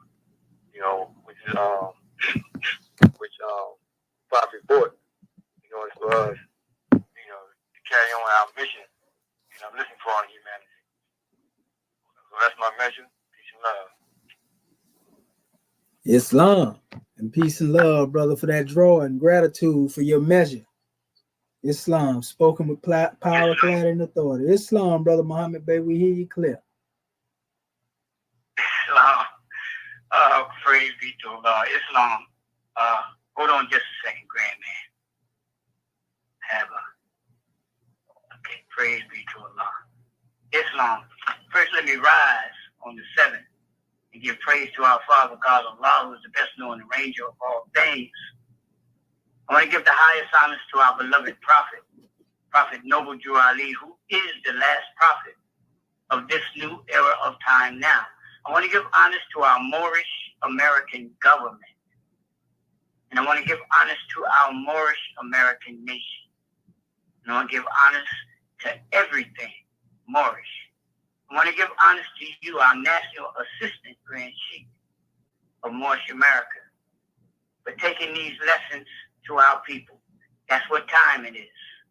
It's time for our people to wake up. As we say, it's time for the sleepers to awaken. And I want to give honors to all of our Moorish kin, Act 1, divine ministers, angels, and everything Moorish.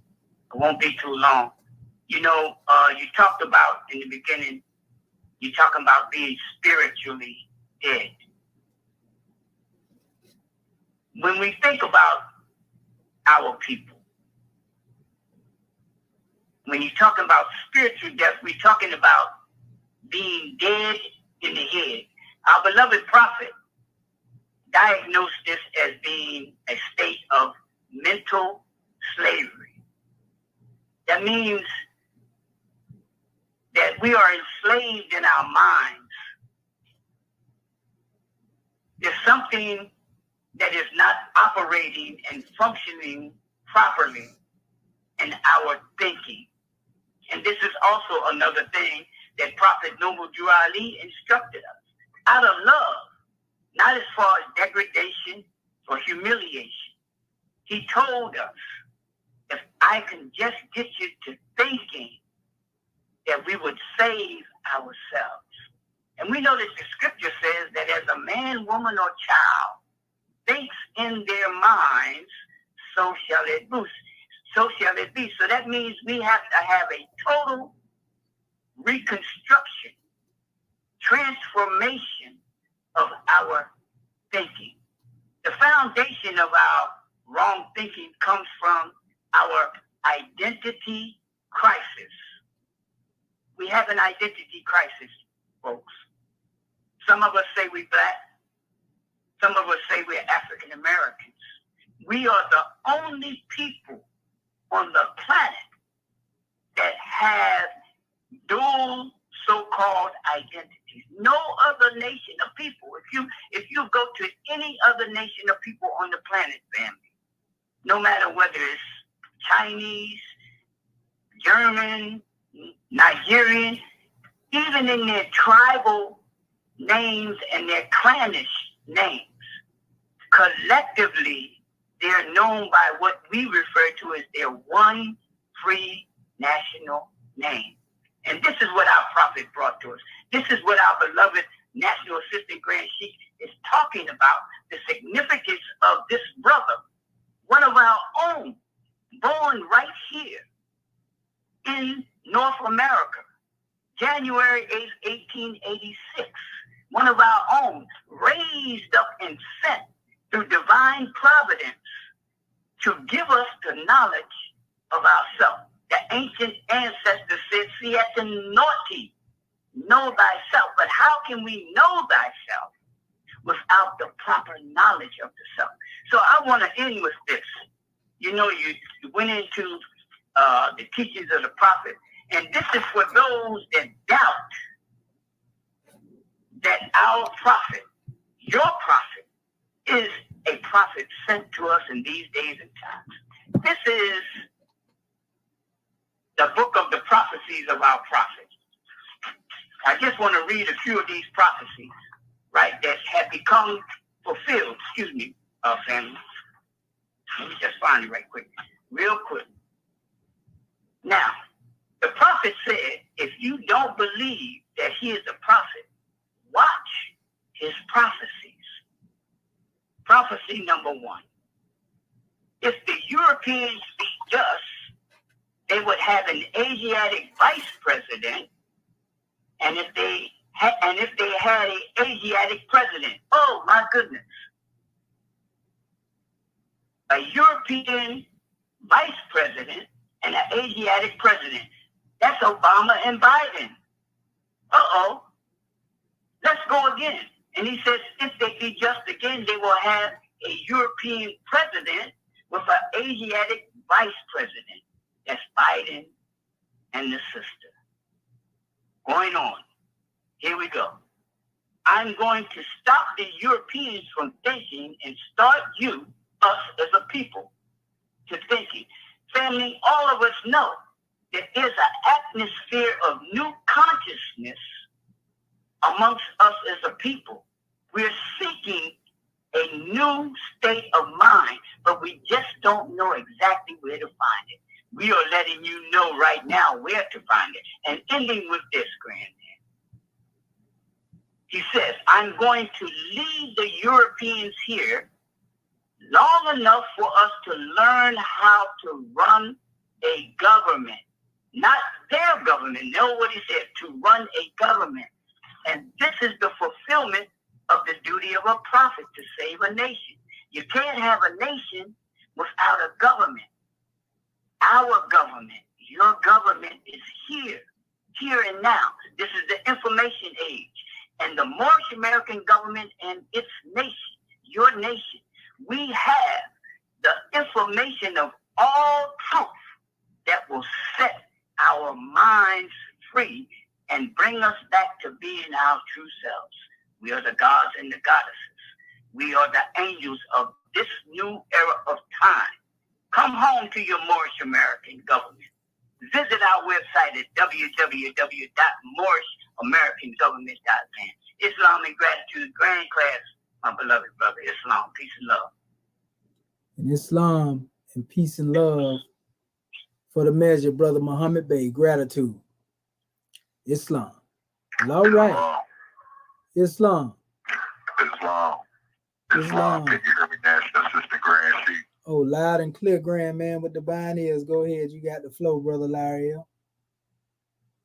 Islam, gratitude, angel. Islam, Islam, Islam. This is Brother Lariel, Oklahoma Territory of Moorish America. We want to rise first and give praise to the great God of the universe, Allah, Angel El Hajj, Sharif Abdul Ali. Giving honor once again to our Moorish American theocratic government and giving honor to Act 1 and all the citizens of Moorish America. Giving honor to you, National Assistant Grand Chief, Dr. Shedu and Minty El Mohamed Suel, for this Moorish perspective, and giving honor to Dr. San Nati, Hectoru, El, for basically reading our chapter study. Grand Man, if I'm understanding you right, is our topic on the floor in question in relationship to instruction number 2 in our new chapter of study, Islam. Islam. Gratitude, Grand Man, Islam, Islam, Islam. And our instruction number 2, basically, in our new chapter, study chapter 33, the death chamber of the dead, the mysteries of Kemet or Egypt. Instruction number 2, he learned the secrets of the mystic lore of Egypt land, the mysteries of life and death, and of the world beyond the circle of the sun. Islam, Islam. And this is our prophet El Hajj Sharif Abdul Ali when he went into Kemet in order to become the angel and the prophet that we know that he is. And we also want to give honor to Brother Muhammad Bey for the highlight and the hadith, and basically you breaking it down, basically saying when one comes back or have these different thoughts that they don't pay attention to the prophet. And I just want to say this, Grand Man, before we do drop out this. In light of what you just said, Angel, you know, all these various different groups, basically, they got to acknowledge that the Prophet Noble Drew Ali is the one that opened the door, you know, regardless to what branch or leaf on the tree that they identify with. At the end of the day, they got to acknowledge the root, the seed, the truth that all of this stem from. You know what I'm saying? Which is the Prophet Noble Drew Ali, because we know that he ushered in a new era of time, because in our constitutional law, he said this is a new era of time now, and all men now must proclaim their free national names to be recognized by the government in which they live. So we see the various different schools or children of the prophet is what I like to say that they are, you know, with the various different schools, you know, or thoughts, so to say. But at the end of the day, when we talk about this instruction, you know, and he learned and teaches from Kemet, we see Kemet all up in this Circle 7 Quran, you know, from cover to cover, all 70 chapters. At the end of the day, if we can pay attention to the voice of the prophet, because the prophet said, my sheep know the sound of my voice, and a stranger will not follow me, and when you fail to hear my voice, you know, you are lost. So when I think about this particular instruction and the teachings that the prophet went and got in order for him to learn what it was that he needed to learn, to study yourself, you know, man, know thyself and thy father, God aligned what we know in the Kemet, in the Comedian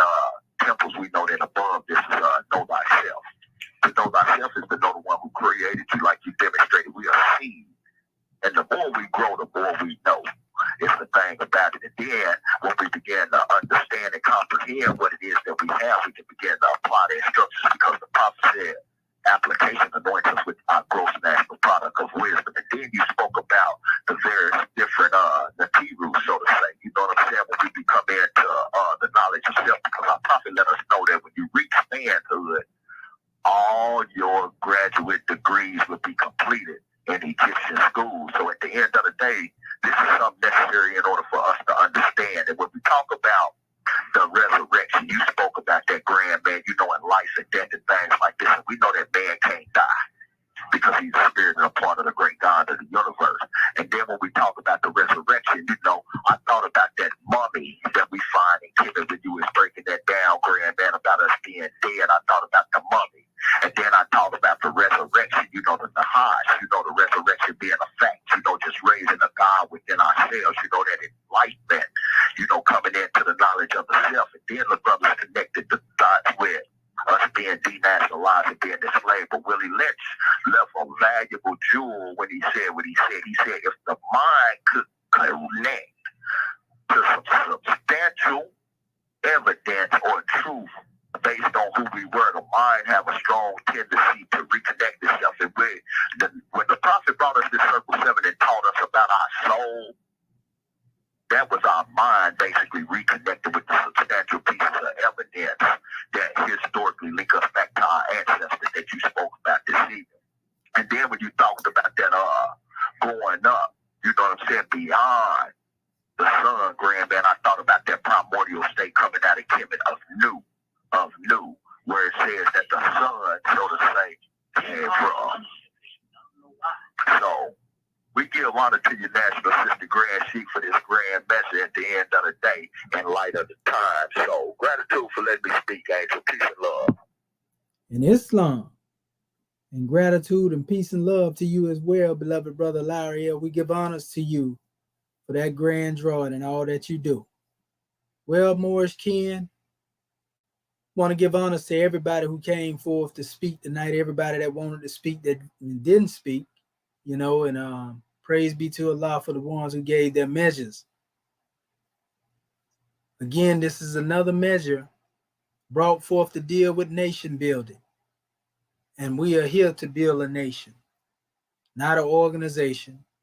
So we should have the knowledge now, after having entered these special burial chambers of the dead, to learn the method of preserving from decay our people.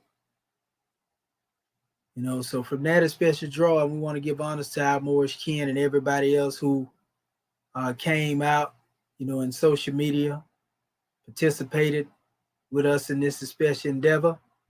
And now we go to officials of Moorish America, starting with our Grand National Secretary of the State, Sister Shepsut Rakat Ma'at and Pooh, Tutankhamun Bay. Islam, you there, Goddess and Queen?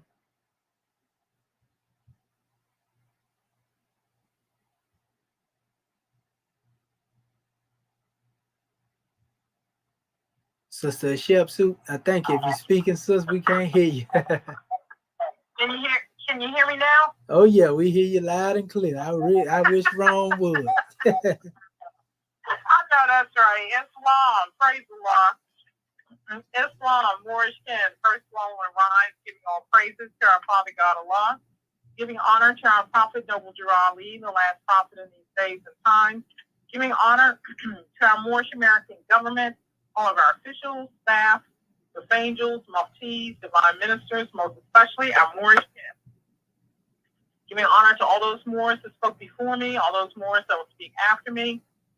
Giving a special honor to our National Assistant Grand Sheik of Moorish America, Dr. Shedowa Menti El Mohedded Shepsuel, for opening our meeting according to law and also hosting the Grand Moorish Perspectives class this evening. Also to our National Grand Secretary of the State of Indiana, Dr. Sayanati Nuhetaru El, for taking registration and reading our subject chapter for the week. Our subject matter. When he had finished all the studies of the senior course, he went into the chamber of the dead that he might learn the ancient methods of preserving from decay the bodies of the dead, and here he was. You know, Dr. Shaheed, you brought forth such a beautiful class. Had so many keys of enlightenment. Much gratitude to you, Moore. When I was reflecting on the subject matter, it stated that Yehoshua had finished all his studies in the senior course. And it just brought to mind when I had gone through European schools, even though I didn't complete the entire 4 years of college, I thought that I was done when it came down to learning. I thought, okay, I'm done with that. Now I can go on, live my life, but nothing could be further from the truth. So, in looking at this a special measure, and giving honor to Prophet Noble Drew Ali for bringing us the truth, that just opened up the door as far as the universal order of things within myself that I didn't have a clue when it came down to knowledge of the self. When the prophet told us, dealing with know thyself and thy Father God Allah, that's a magnanimous task. That means that you've got to stop looking outside of the self, which is what we have been trained to do, especially here in the West. Getting taken off by what somebody said, what I saw, what I thought I heard, et cetera, et cetera. And now turn the focus on dealing with the study of the self.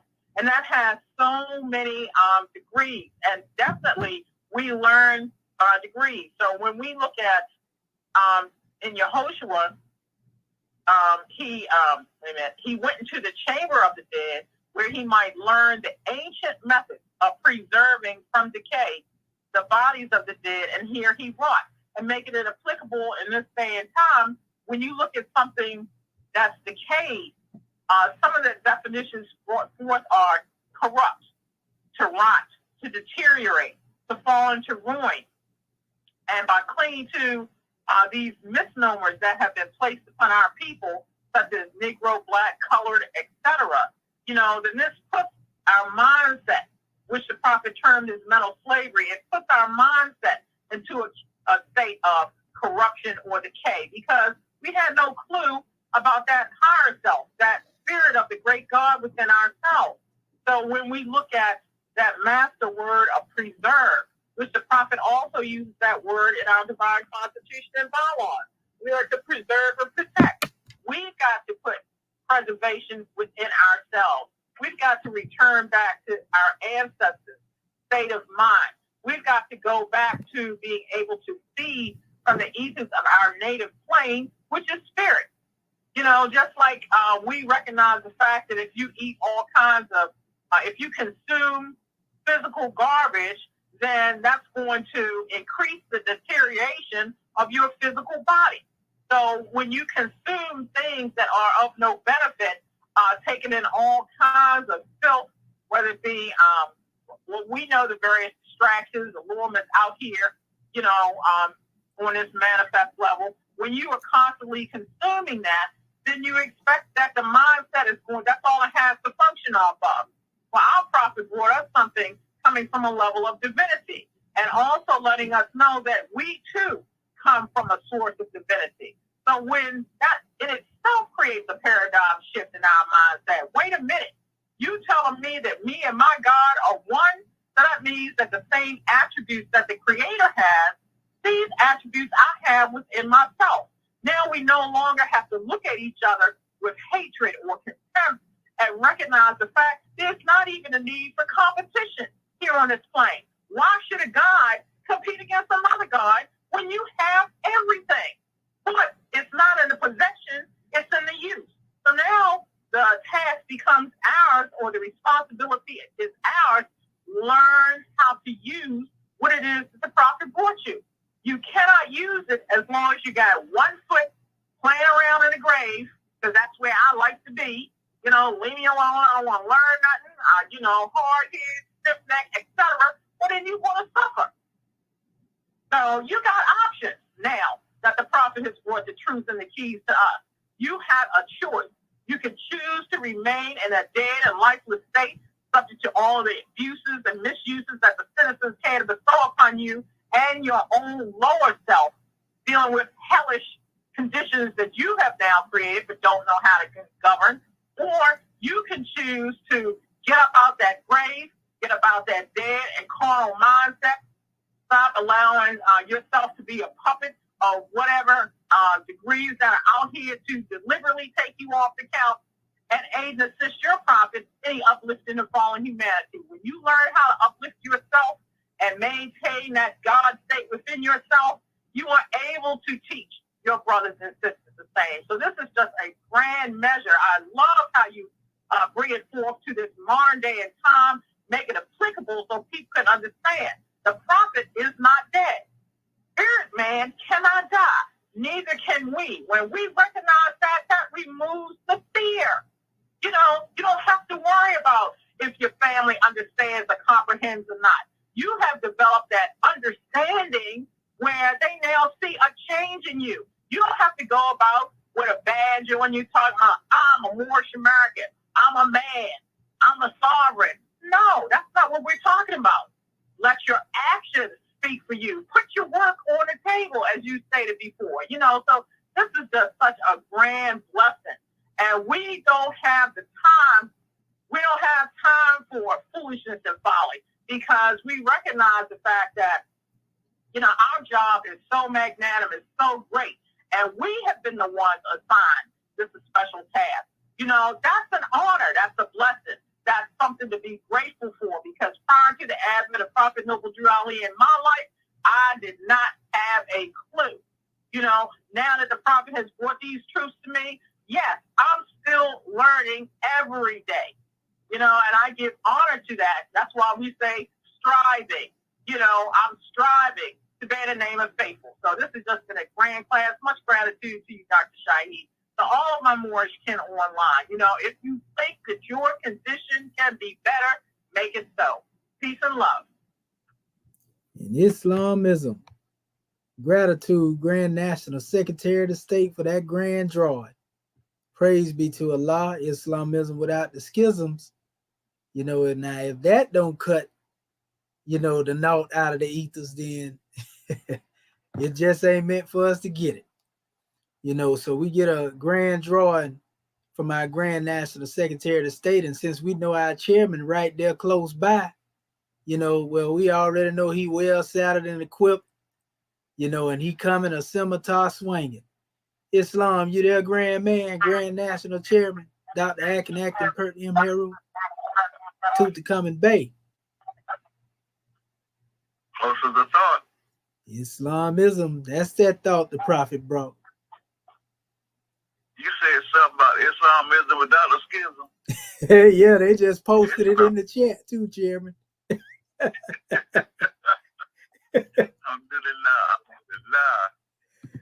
Yeah, it's an honor to bless him to be able to join with those understand that's also recognized and blessed by the great God Allah and through our angel Father.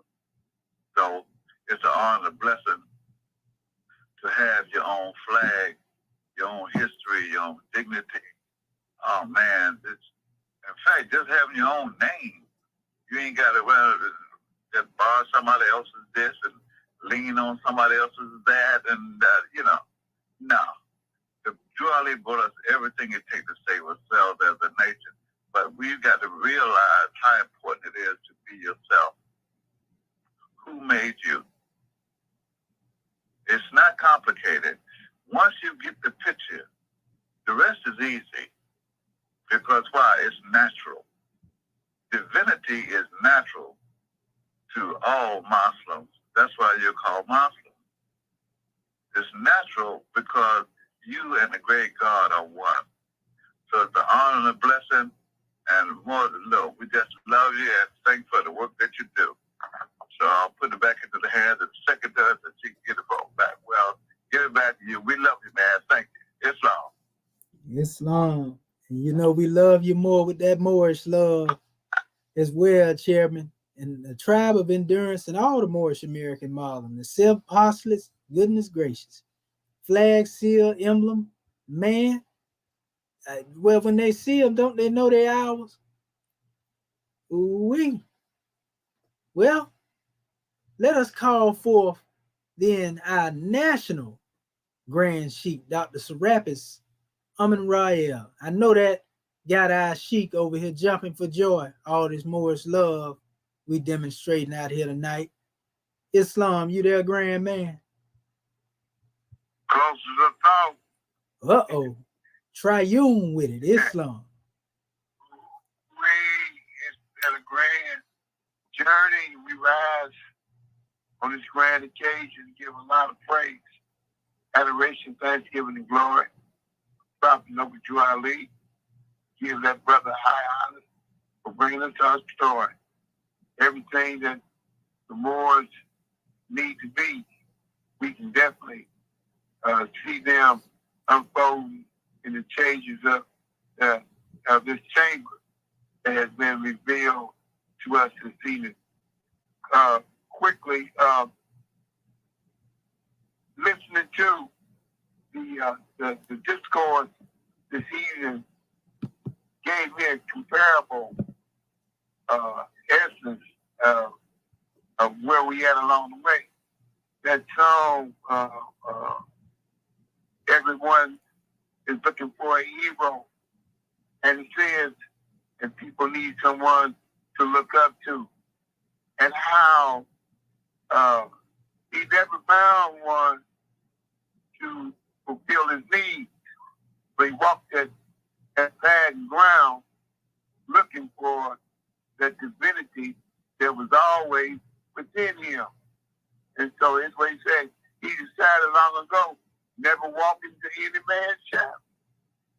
And the fact that he's not walking in any man's shadow, who is this individual over here that's standing alone, but yet still standing strong? Who is this one here that stepped out of the parents' house at a young age and walked over there amongst men and got one's knowledge, name, and ideology before it was even breathed or hit the ground? That was Prophet Noble Drew Ali. And the fact that he's the only one that gave us this lesson about being ourselves, learning to love yourself. He tells us it's the greatest love of all. And this is, how can you love anything outside self that's not building self? Self-preservation is supposed to be the law of nature. We're supposed to be demonstrating that. How can you roll with someone else that's about tearing your people down? How can you roll with somebody else that's tearing your people down on a day-to-day basis? It's not building one's up. It's not reconstructing. No, it's deconstructing. That's crazy. So, Sheikh, I'm just wow. It's just Allah's my God. And I know that every now and then that one gives us that spark the spark of I would call the intent. And my brothers and sisters, you know what I'm talking about. I don't have to really explain it. All I got to do is point to it and one say, I saw it before you did, Mo. And the fact is that you saw it and you felt it and you demonstrated it. And this is what it's about. This is what I got out of this evening. Keep on reaching the Moors, deadbeat Moors that sleep out there in society, and wake them ones up, Mo. We got you back. We with you rolling. Let's go. Long live Moors America. January 15, 1929, a warning from the prophet. Red dog meeting. Everybody from all systems, they must hear all radical, agitating speeches while they work in the homes on the street. We're up for peace and not destruction. Stop flashing your cards to Europeans. It causes confusion. Remember your cards for your salvation. Save your baby daughters will be a severe consequence. We have to love, truth, peace, freedom, and justice. And when these principles are violated, justice then must take its course. Any citizen or group of citizens who hold malicious feelings towards the government or the prophet or violate the divine covenant of the Moorish movement will receive their reward from Allah for their unjust deeds. All true Moors will and must obey the law as laid down for them by the prophet. They lose confidence in their prophet. They should turn in their card and pray. She's swearing their turban defense and return to the state where I, the prophet, found you. This is a holy divine movement founded by the prophet, number 12. And if your prophet is not right, the government is not right. The prophet, therefore, is sending out the divine plea to our Moorish Americans. They do their part in protecting their prophet and the government. This is an everlasting movement founded by the prophet, the will of Allah, to redeem the people from the civil way. By all the prophets, number 12. The divine warning is the supreme laws now and will be enforced by the said government hereby. Islam, Islam, Islam. A holy covenant of the Asiatic nation. You are the children of one father, provided for by his care, and the breath of one mother has given you suck, the bonds of affection. Therefore, unite people with our brothers, that peace and happiness may dwell in our father's house. And when you separated the world, remember the relation that binds you to love and unity, and prefer not a stranger before thy own blood. If thy brother's in adversity, assist him. If thy sister's in trouble, forsake her not. So shall the fortune of our Father contribute to support this whole race, and his care to continue to you all in your love for each other. Islam, Islam, Islam. This meeting is closed on act. Love, true peace, justice, more, love.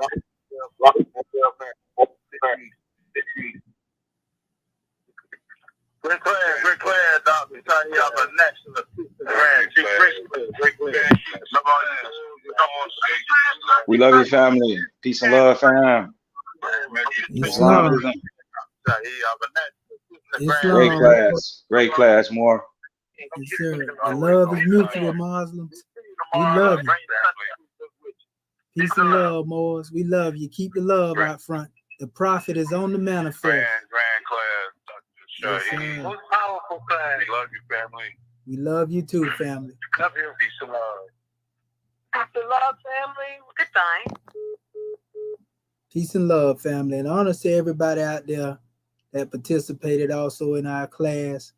And we honor you, family. We'll be back again with another grand measure. Gratitude. We love you.